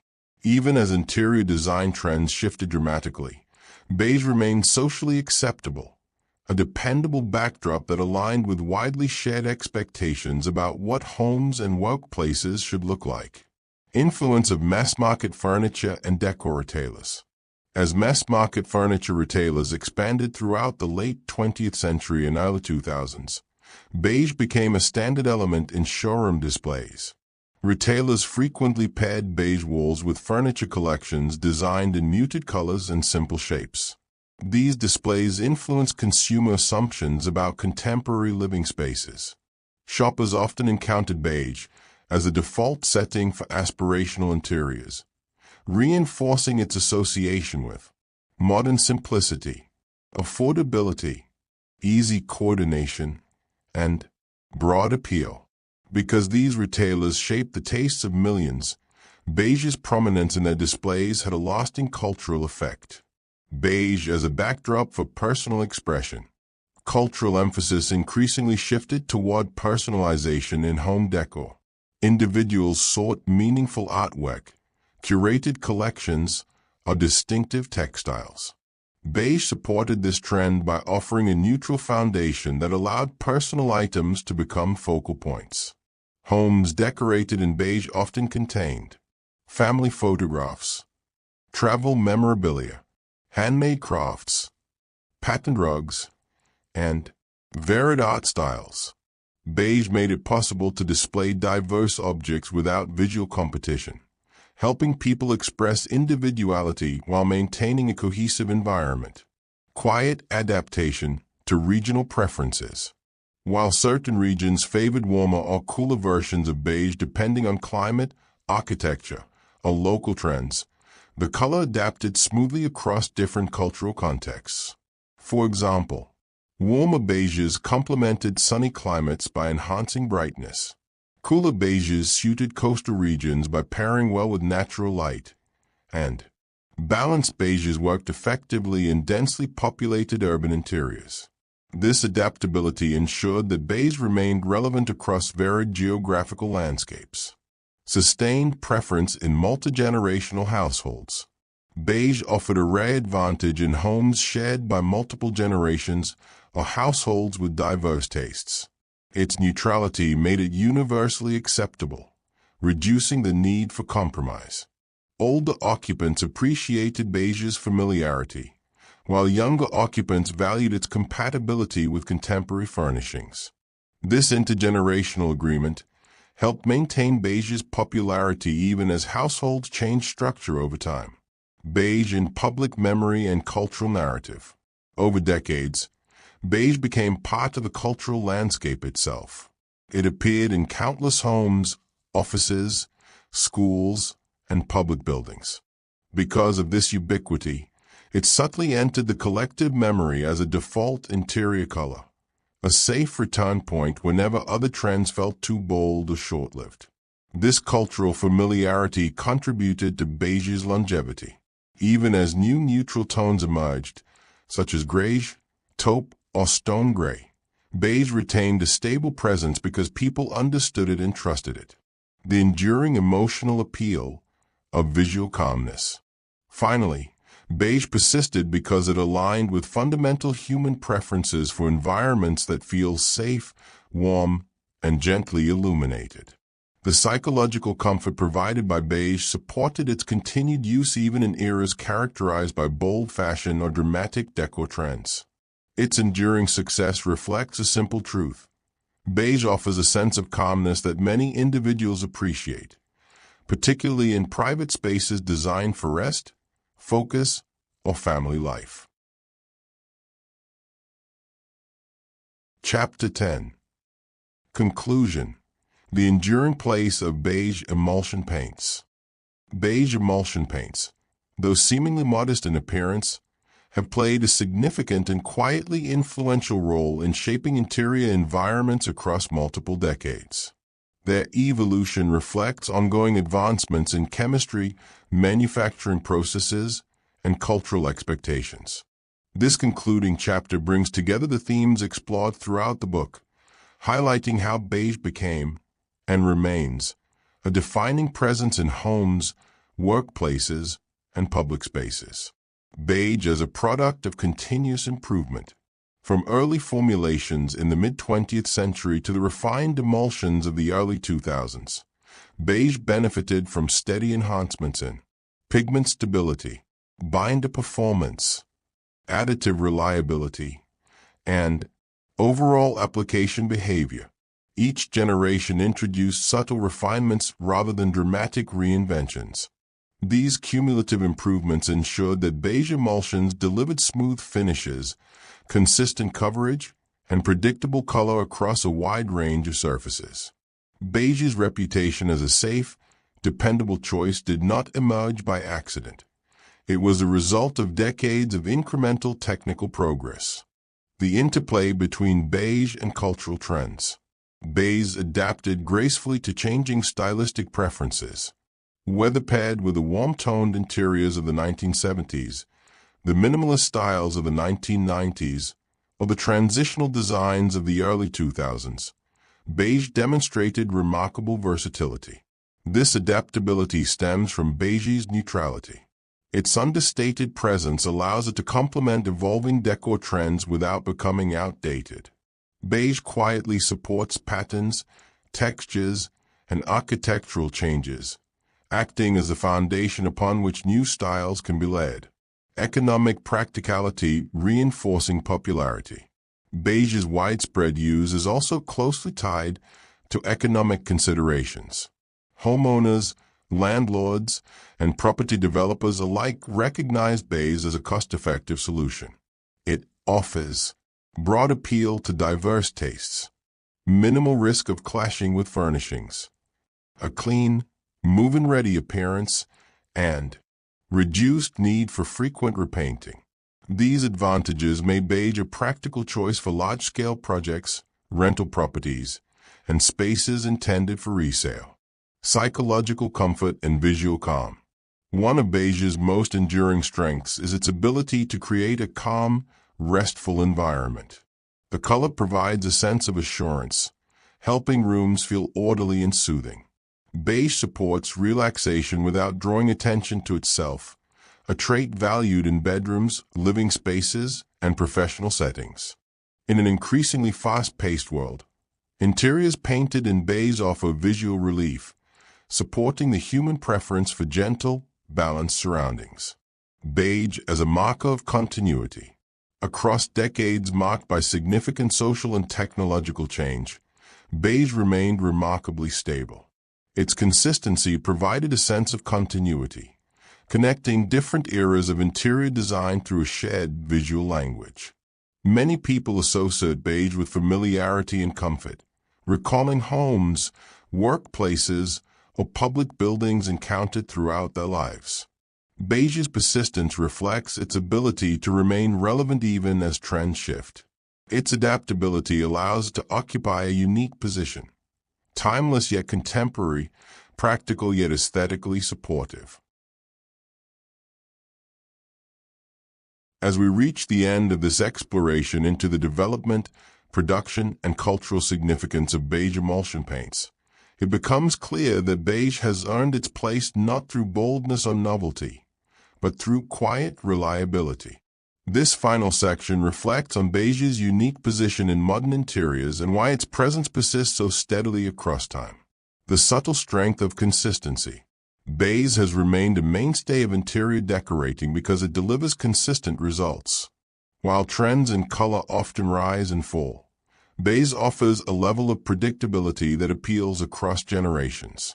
A beige painted space appears orderly, balanced, and intentionally neutral, regardless of the decade in which it was created. This consistency is the product of countless refinements in manufacturing, formulation, and quality control.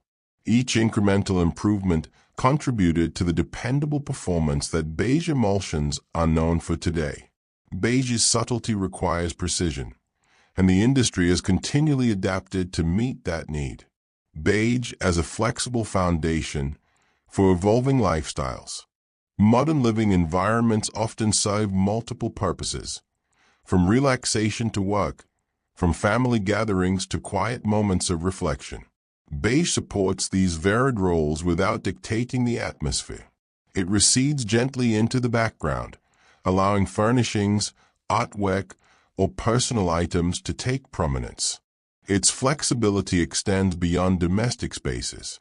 Offices, rental properties, hospitality environments, and public buildings continue to rely on beige to create welcoming, versatile interiors. Beige accommodates changing layouts, new technologies, and shifting design sensibilities with ease. A color that bridges generations. Beige occupies a rare cultural position. It is familiar to older generations while still relevant to younger ones. Many people associate beige with formative memories, early classrooms, family living rooms, waiting areas, and workplaces. This broad recognition reinforces beige's identity as a timeless, universal color. Younger generations, meanwhile, appreciate beige for its compatibility with contemporary trends such as minimalism, soft natural materials, and flexible decor schemes. Beige's enduring influence is strengthened by its ability to meet the expectations of different age groups simultaneously. Economic efficiency and visual universality. Beige's economic advantages have also contributed to its longevity. Because it appeals to a wide range of tastes, it reduces the need for frequent repainting and supports property resale efforts. Developers, landlords, and homeowners alike can rely on beige to create spaces that appear neutral, clean, and ready for personalization. Its visual universality, neither too warm nor too cool, neither too bold nor too muted, allows beige to integrate effortlessly with evolving design movements and materials. The emotional stability provided by a quiet color. In a world of shifting trends, rapid technological changes, and visually stimulating media, many individuals seek homes that offer calmness and psychological relief. Beige provides that sense of stability. It reflects light gently, softens shadows, and creates an atmosphere that encourages relaxation. This emotional quality ensures that beige remains relevant even as other colors cycle in and out of fashion. Beige's lasting legacy. Beige's enduring legacy lies in its dependable neutrality. It has persisted not because it commands attention, but because it supports the spaces in which people live and work. Its very quietness is its strength.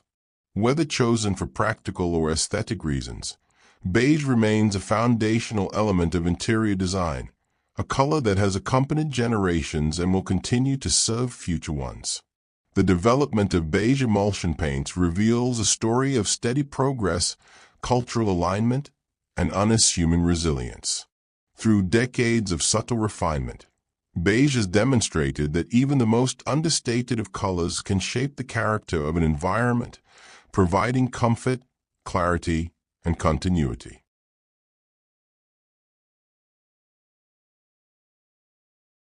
Thank you for spending this time exploring the quiet and steady history of beige emulsion paints.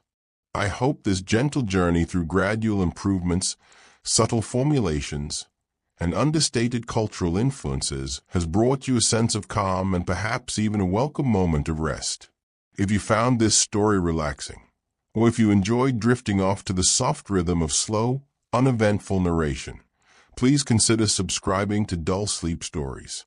Your support helps this channel continue creating peaceful, lightly informative, and pleasantly uneventful content designed to accompany you into sleep. You can also like this video or leave a comment if you wish. Even the smallest interaction helps more people discover these quiet stories. And if you would like more topics explored with the same gentle, steady approach, whether about everyday objects, simple processes, or other understated histories, feel free to suggest them.